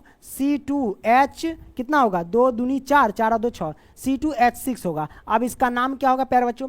तो कार्बन की 2 संख्या, यानी कार्बन की परमाणु की संख्या 2 है, तो उसके लिए एथ पढ़ेंगे, तो हम लिखेंगे प्यारे बच्चों एथ, और किस श्रेणी का है? तो बाबू ये एल्केन श्रेणी का है, तो जब ये एल्केन श्रेणी का आ गया तो इसके लास्ट वाला जोड़ेंगे एन, तो एथ जोड़ एन एथेन, तो हमने लिख दिया एथेन, यानी C2H6 हुआ किसका सूत्र? एथेन का सूत्र हुआ। कौनो दिक्कत नहीं ना? दिक्कत। उसी तरीके से अब हम C3 यानी n के जगह पे क्या रखते हैं? 3 रख के, तो C3H, n के जगह पे 3 दूना 6 2 8 हो जाएगा, 8 आ जाएगा, यही ना, जब 3 रखेंगे n के जगह पे तो यही ना आएगा, तो C3H8 किसका सूत्र होगा प्यारे बच्चों? तो ये होगा, देखो कार्बन परमाणु की संख्या 3 है, 3 के लिए हम पढ़ते हैं प्रोप, प्रोप है ना, और ये किस श्रेणी का सूत्र? एल्केन श्रेणी का, तो इसके लास्ट में एन आता है, वो जोड़ देंगे एन, तो प्रोप जोड़ एन, तो प्रोपेन, तो ये हो जाएगा प्रोपेन। कोई दिक्कत नहीं ना? दिक्कत प्यारे बच्चों, आपने समझ लिया है ना? मजा आ रहा है ना प्यारे बच्चों? उसी तरीके से C4H8 यानी H8 है ना, सॉरी क्या कर रहे हैं भाई, C4H8 कर दे, हम कैल्सी करेंगे ना कुछ भी, तो C देखो n के जगह पे 4 रख दिए, C4H, अब देखो यहाँ पे 2 है और n के जगह पे 4 रखें, तो 4 दूनी 8 8 2 10 हो जाएगा, ये 10 हो जाएगा, इस क्या कहलाएगा बाबू? C4।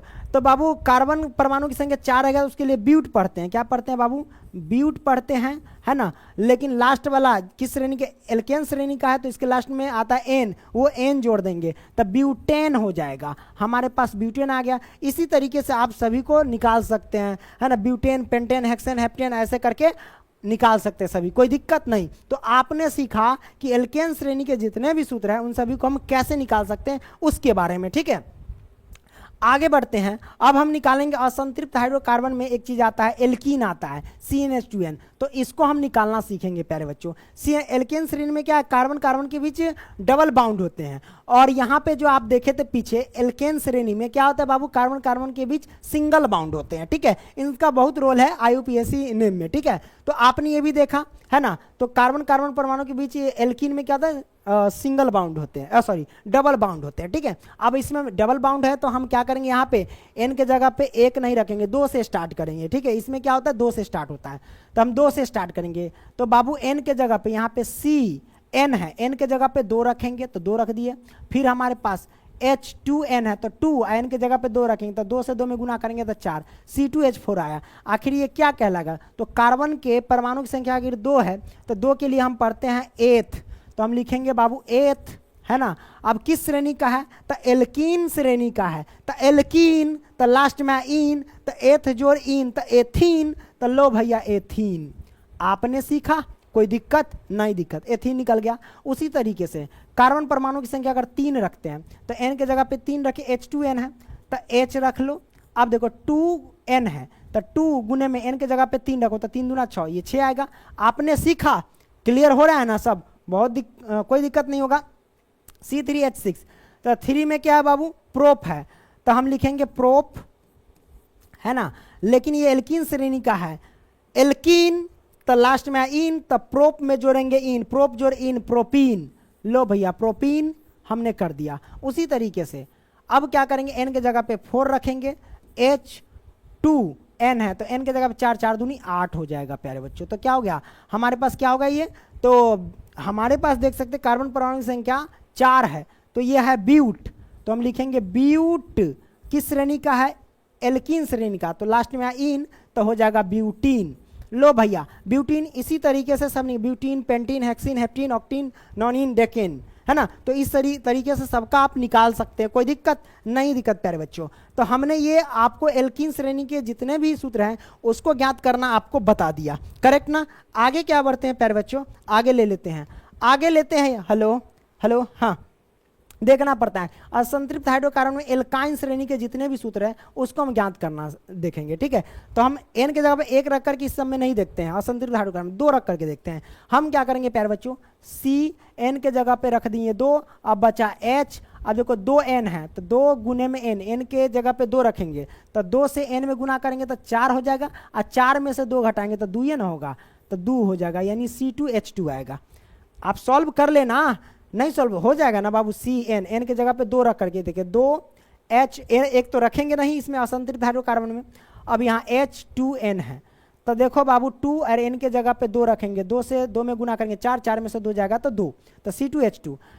तो भाई यहाँ पे 8 है, कार्बन परमाणु की संख्या अगर 2 रहती है, देखो कार्बन 2 है तो कार्बन परमाणु की संख्या 2 रखती है तो उसके लिए 8 पढ़ते हैं, क्या पढ़ते हैं, 8 पढ़ते हैं। लेकिन किस श्रेणी का है, एल्काइन श्रेणी का है, तो लास्ट में आइन, एथ जोड़ आइन, एथाइन, एथाइन हो जाएगा बाबू, एथाइन। उसी तरीके C3H क्या होगा, 3 रखेंगे तो 2 3 6, 6 में से 2 जाएगा तो कितना होगा बाबू, 4 होगा, है ना, 6 में से 2 जाएगा तो 4। C3H4 किसका सूत्र हो जाएगा बाबू, तो 3 है, तो 3 के लिए प्रोप, अब प्रोप में जोड़ देंगे लास्ट में क्या है, एल्काइन, तो प्रोपाइन हो जाएगा, क्या हो जाएगा, प्रोपाइन, करेक्ट। उसी तरीके से C4H क्या होगा, C4H देख लेते हैं। हमारे पास C4 n के जगह पे 4, 4 दूनी 8, 8 में से 2 गया तो फिर क्या होगा 6, है ना, 8 में से 2 जाएगा तो 6, C4H6 आया, ये किसका हो जाएगा बाबू, तो हमारे पास देख सकते हैं ये 4 है ना, तो 4 C4 रहेगा, यानी कार्बन परमाणु की संख्या 4 रहता है तो ब्यूट पढ़ते हैं, तो हम लिखेंगे क्या, ब्यूट। लेकिन किस श्रेणी का है, अंत में लगाएंगे, किस श्रेणी का, एल्काइन श्रेणी का, एल्काइन लास्ट में आइन, तब ब्यूट जोड़ आइन, ब्यूटाइन, है ना, ब्यूटाइन, ठीक है, ये इसका सूत्र हो गया। इसी तरीके से सबका निकाल सकते हो, कोई दिक्कत नहीं है, दिक्कत प्यारे बच्चों। आगे बढ़ते हैं, तो ये आपने देख लिया, हाँ। और एल्काइन श्रेणी में क्या होगा बाबू, याद रखना, कार्बन कार्बन के बीच ट्रिपल बाउंड बनते हैं, कार्बन कार्बन के बीच अगर ट्रिपल बाउंड बनते हैं तो वो एल्काइन श्रेणी के होते हैं। चलिए अब हम क्या करते हैं, आगे बढ़ते हैं। ये हमारे पास क्या है, जैसे कि एल्केन, एल्कीन, एल्काइन का हमने सब कुछ बताया था, है ना, सामान्य सूत्र, उसी तरीके से यहाँ निकल के रख दिया मैंने इस टेबल में, जैसे कि मेथेन, एथेन, है ना, दूसरा कलर, है ना, methane, ethane, propane, butane, pentane, hexane, heptane, उसी तरीके से ethene, propene, butene, pentene, hexene, है ना, heptene, ethyne, propyne, butyne, pentyne, hexyne, heptyne, इस तरीके से आप निकाल सकते हो, है ना। तो हमने यहाँ पे रख दिया इस टेबल को, ध्यान से आप लोग याद कर लेना, ओके। या तो याद करने की जरूरत नहीं, निकालना तो सिखा दिया ना। आगे बढ़ते प्यारे बच्चों, यहाँ पे देखो कार्बन एवं उसके यौगिक में, ये देखो ये संरचना सूत्र है, और संरचना सूत्र दिया रहता है और कहेगा IUPAC नाम निकाल करके बताओ।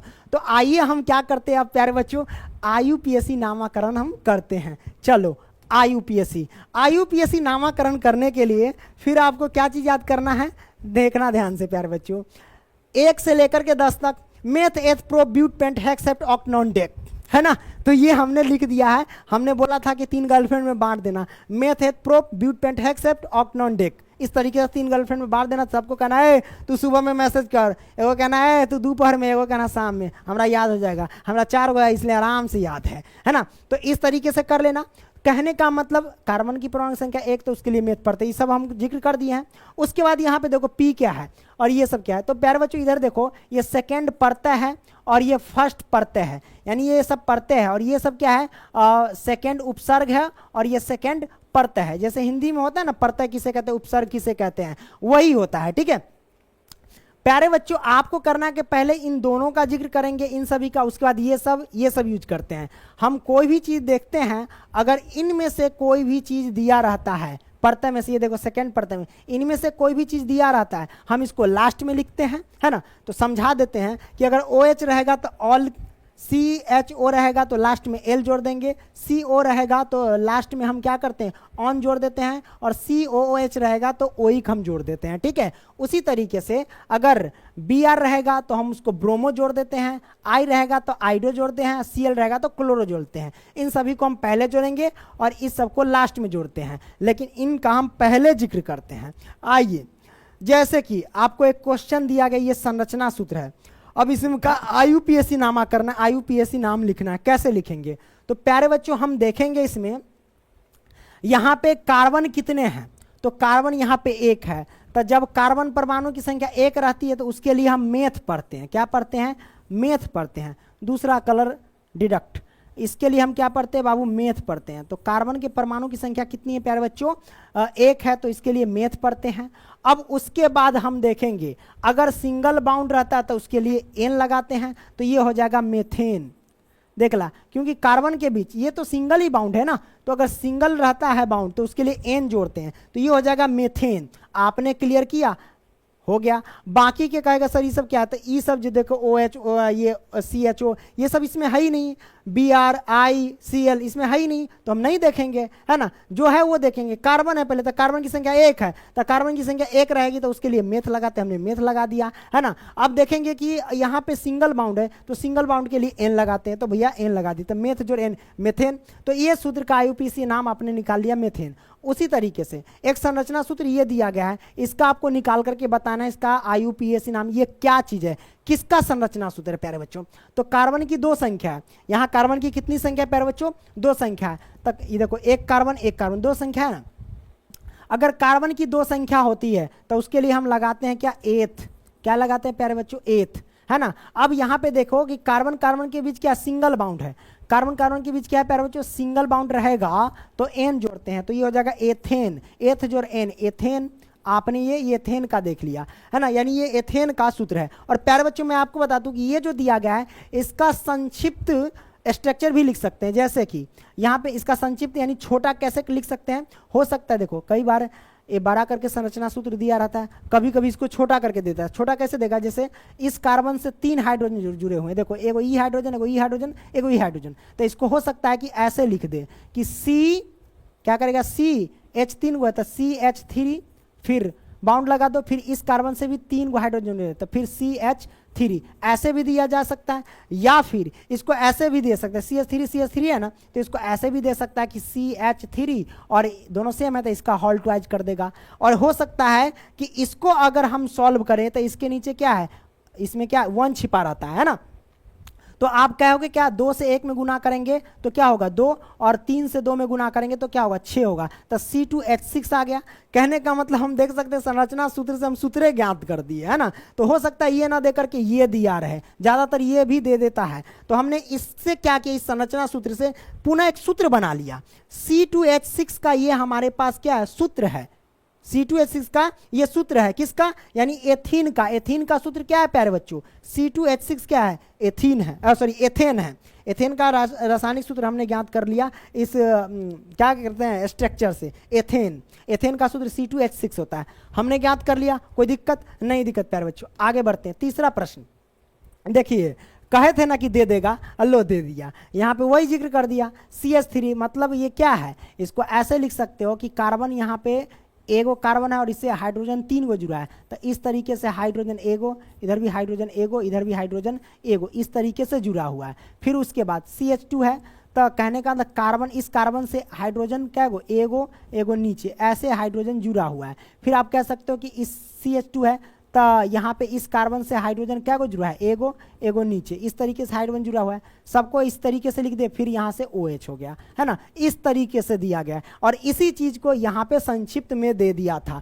हमको बताना है इसका IUPAC नामाकरण। कार्बन क्या गो संख्या, एगो कार्बन, 2 गो कार्बन, 3 गो कार्बन है। जब 3 गो कार्बन है प्यारे बच्चों, तो 3 गो के लिए हम क्या पढ़ेंगे बाबू, कार्बन की परमाणु संख्या 3, तो प्रोप पढ़ते हैं, हम लिख देंगे प्रोप। क्या लिखेंगे, प्रोप। अब इन सभी में देखोगे कार्बन कार्बन की सिंगल बाउंड है, क्या यहाँ पे सिंगल बाउंड है। जब सिंगल बाउंड रहता है तो उसके लास्ट में क्या होता है, एन जोड़ते हैं, तो ये जाएगा प्रोपेन, यानी प्रोपेन का ये आया, किसका, प्रोपेन का आया। कोई दिक्कत नहीं है, दिक्कत प्यारे बच्चों। आपने क्या किया, इसको बेहतरीन तरीके से समझ लिया, कोई दिक्कत नहीं दिक्कत। तो प्रोपेन का सूत्र, अच्छा अच्छा, और लास्ट में OH भी है भाई, लास्ट में OH है। तो देखो OH इसमें से देखेंगे तो H इधर दिया गया है, OH यहां पे दिया गया, तो इस सबको लास्ट में जोड़ते हैं तो OH रहेगा, तो ऑल है, OH के लिए हम ऑल लिखते हैं, लास्ट में जोड़ देते हैं। जैसे कि प्रोपेन है ना, जैसे कि कार्बन कार्बन के बीच क्या है प्यारे बच्चों, सिंगल बाउंड है। हम क्या पहले जिक्र करेंगे, इसको मिटा देते हैं क्योंकि हम उसको छोड़ देते हैं, नहीं तो आप कंफ्यूज हो जाएगा। चलो समझा देते हैं, कैसे समझोगे जरा ध्यान से देखना।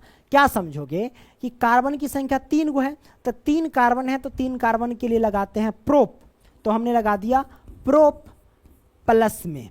उसके बाद कार्बन कार्बन के सिंगल बाउंड है, तो सिंगल बाउंड के लिए लगाते हैं N, तो हमने N लगा दिया। उसके बाद हमारे पास क्या है कि OH है, तो OH आप देखो यहां पे परता में है, तो इसको हम क्या करेंगे, बाद में जोड़ते हैं, यानी लास्ट में जोड़ते हैं। अगर इनमें से कोई रहता है तो इसको हम पहले जोड़ देते हैं, लेकिन इनमें से है तो इसको लास्ट में जोड़ेंगे। जैसे OH हो गया, CH हो गया, CO हो गया, COH हो गया, इन सबको लास्ट में जोड़ते हैं। तो उसी तरीके से OH आ गया, तो इसको लिखेंगे ऑल, है ना, ऑल। तो सबको जोड़ेंगे तो क्या आएगा, प्रोप जोड़ N प्लस ऑल, तो ये हो जाएगा प्रोपेनॉल, प्रोप जोड़ N प्लस ऑल, प्रोपेनॉल। तो हम यहां पे लिखेंगे प्रोपेनॉल, प्रोपेनॉल, ठीक है। इस तरीके से हमने कर दिया प्रोपेनॉल, ओके, इसका सूत्र हो गया। तो ये जो हमारे पास दिया गया था संरचना सूत्र, वो किसका था तो प्रोपेनॉल का था। आपने ये भी क्लियर कर लिया, समझ में आई ना बात। आगे बढ़ते हैं, आगे क्या है प्यारे बच्चों, ये हमारे पास चौथा प्रश्न है, इसको जरा देख लीजिए। उसी तरीके से आप देखो प्यारे बच्चों, इसमें CH3 CH2 CH2 और CH2 फिर Cl, क्लोरो दिया गया है। तो प्यारे बच्चों इसमें क्लोरो है, इसको हम, ये उपसर्ग, इसको हम पहले जोड़ते हैं, क्या बोलते हैं, पहले जोड़ते हैं, ठीक है। तो क्लोरो को पहले जोड़ेंगे, तो हम क्या करेंगे, क्लोरो, क्या लिखेंगे, क्लोरो, ठीक है, क्लोरो प्लस में कार्बन की संख्या देखेंगे प्यारे बच्चों, कार्बन कितने हैं प्यारे बच्चों यहाँ पे, तो 1 गो कार्बन, 2 गो कार्बन, 3 गो, 4 गो कार्बन। ये कार्बन ऐड नहीं करेंगे, ये क्लोरीन का है ना। अगर ई कार्बन को ऐड कर देंगे तो सिर्फ बचेगा एल, एल का क्या मतलब, कुछ नहीं, तो उस कार्बन को ऐड नहीं करेंगे। तो ये कार्बन 1 2 3 4 कार्बन रहता है, तो उसके लिए हम पढ़ते हैं ब्यूट, है ना, ब्यूट प्लस में। हम देख रहे कार्बन कार्बन के बीच सिंगल बाउंड है, तो सिंगल बाउंड रहता है, तो उसके लिए जोड़ते हैं एन, तो एन सबको जोड़ो तो क्या निकल करके आता है प्यारे बच्चों, chlorobutane, chloro plus but plus ane, chlorobutane. तो हम यहां पे लिखेंगे क्लोरोब्यूटेन, ठीक है, ब्यूटेन हमने कर दिया क्लोरोब्यूटेन। क्लोरोब्यूटेन का ये संरचना सूत्र दिया गया था। अब बताओ कोई दिक्कत नहीं है, दिक्कत प्यारे बच्चों, आपने ये समझ लिया। लाइक करते चलना यार, तुम लोग जो है ना लाइक वगैरह नहीं करते हो, ये सब गलत बात है। अगला देखते हैं, पांचवा क्या है प्यारे बच्चों, हाँ ई देखो, अब इसका बताओ, इसका क्या होगा, ये किसका सूत्र है। तो प्यारे बच्चों यहां पे देखेंगे OH है, OH आप देखोगे इन सभी में से इधर है, तो इस सब जो भी रहता है इस सबको लास्ट में जोड़ते हैं और इन सबको पहले जोड़ते हैं, ठीक है। तो ई OH ये सब आ रहा है इसमें, तो इस सबको लास्ट में जोड़ेंगे। चलो, तो कार्बन की संख्या कितने, 1 2 3 4 5 कार्बन है, 5 कार्बन, तो हम क्या बोलेंगे, पेंट बोलेंगे। 1 2 3 4 5, तो हम लिखेंगे पेंट, है ना। अगर कार्बन की परमाणु की संख्या 5 है तो उसके लिए पेंट पढ़ते, पेंट प्लस में हम क्या करेंगे प्यारे बच्चों, यहाँ पे हाइड्रोजन की संख्या कितनी है, तो हाइड्रोजन की संख्या प्यारे बच्चों यहाँ पे देख सकते हैं क्या गो है, 1 2 गो, अरे हाइड्रोजन क्या पढ़ रहे हैं कहीं भी भाग जाते हैं। कार्बन कार्बन के बीच सिंगल बाउंड है ना, तो सिंगल बाउंड के लिए जोड़ते हैं एन, तो प्रोप जोड़ एन। आगे देखते हैं, OH लगा है, OH के लिए ऑल जोड़ते हैं, तो हम प्लस में ऑल कर देंगे, है ना। तो टोटल क्या हो जाएगा बाबू, pent plus N plus ol, तब पेंटेनॉल हो जाएगा, pent plus N plus ol, pentanol. तो हम यहाँ पे लिख देते हैं पेंटेनॉल, पेंटेनॉल या पेंटेनल भी लिख देते हैं, पेंटेनॉल या पेंटेनल कह सकते हो, कोई दिक्कत नहीं। तो ये पेंटेनल का हमारे पास सूत्र आया, ठीक है, यानी इसका IUPAC नामाकरण निकाले तो पेंटेनल निकल करके आ गया। ओके, आगे हम छठा देख लेते हैं। छठा हमारे पास है, यहां पे कार्बन की परमाणुओं की संख्या कितनी है, 1 2 3 4 है, 4 कार्बन की परमाणुओं की संख्या एक श्रृंखला में, तो उसके लिए हम पढ़ते हैं ब्यूट, तो हम लिखेंगे क्या, ब्यूट, ठीक है, ब्यूट। अब हम देखेंगे कार्बन कार्बन के बीच क्या सिंगल बाउंड है, सिंगल बाउंड के लिए एन जोड़ते हैं तो ब्यूटेन हो जाएगा, है ना, ब्यूटेन। और यहाँ पे CHO है, CHO के लिए हम क्या एल जोड़ते हैं, ब्यूटेनल, ब्यूटेनल, ब्यूटेनल हो जाएगा, क्या हो जाएगा, ब्यूटेनल। तो यानी ब्यूट प्लस, कहने का but plus N plus al है ना, CHO के लिए एल, तो but plus N plus al, butanal, है ना, इसका ये सूत्र हो जाएगा, ये ब्यूटेनल। ओके, तो ये हो गया ब्यूटेनल का संरचना सूत्र, कोई दिक्कत नहीं है, दिक्कत प्यारे बच्चों, है ना।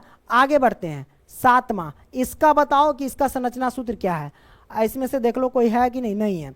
कार्बन की संख्या कितनी है वो हमें देखना है, 1 कार्बन, 2 कार्बन, 3 कार्बन है। 3 कार्बन रहेगा तो उसके लिए हम प्रोप पढ़ते हैं, तो हम लिखेंगे प्रोप, है ना। और कार्बन कार्बन के बीच कितने बाउंड है, तो कार्बन कार्बन के बीच यहाँ पे देखो सिंगल बाउंड है ना, तो सिंगल बाउंड के लिए एन जोड़ते हैं, प्लस में प्रोप जोड़ एन जोड़ते हैं। अब ध्यान रखो यहाँ पे डबल बाउंड ये क्या आ रहा है प्यारे बच्चों, तो यहाँ पे देखो कोई दिक्कत नहीं, ये ऑक्सीजन और सी के बीच में आ रहा है, यानी सी और ओ कह सकते हो, तो सी ओ डबल बाउंड है ना, तो एक इधर बाउंड है, एक इधर बाउंड है, आप देख सकते हो, एक इधर बाउंड, एक इधर बाउंड, और यहाँ भी डबल बाउंड, तो ऐसे भी सजा सकते हैं, यानी डबल बाउंड इसमें है, तो इसमें भी डबल बाउंड है, CO, तो उसी तरीके से यहाँ पे CO है, तो CO के लिए ऑन जोड़ते हैं, है ना, तो प्रोप जोड़ ane plus one, propanol, propane, propanol होगा ना, तो propane, prop plus ane, propane, है ना, क्या गलती, प्रोपेन, प्रोपे प्लस में ऑन, प्रोपेनॉल, प्रोपेनॉल, है ना, प्रोपेनॉल, ठीक है, ये हो जाएगा प्रोपेनॉल। अब यहां पे देख सकते हैं इसका सूत्र हमने निकाल दिया। आगे देखते हैं 8वां, हमारे पास क्या हो जाएगा, इसका आपको निकाल करके बताना है। कार्बन की संख्या 1 2 3 है, 3 कार्बन की संख्या है, तो हम क्या करेंगे प्यारे बच्चों, प्रोप लिखेंगे ना, तो प्रोप लिखते हैं। ओके, हमने प्रोप लिखा। अब यहाँ पे कार्बन कार्बन के बीच सिंगल बाउंड है, सिंगल बाउंड के लिए एन जोड़ते हैं, तो एन जोड़ दिया। अब हम क्या करेंगे प्यारे बच्चों, COOH है, COOH के लिए ओइक, है ना, ओइक अम्ल जोड़ते हैं, यानी ओइक, ओइक, तो क्या होगा बाबू, प्रोपेनोइक, प्रोपेनोइक, है ना, प्रोपेन, जैसे कि प्रोप जोड़ एन, प्रोपेन और प्लस में ओइक, प्रोपेनोइक हो जाएगा, प्रोपेनोइक।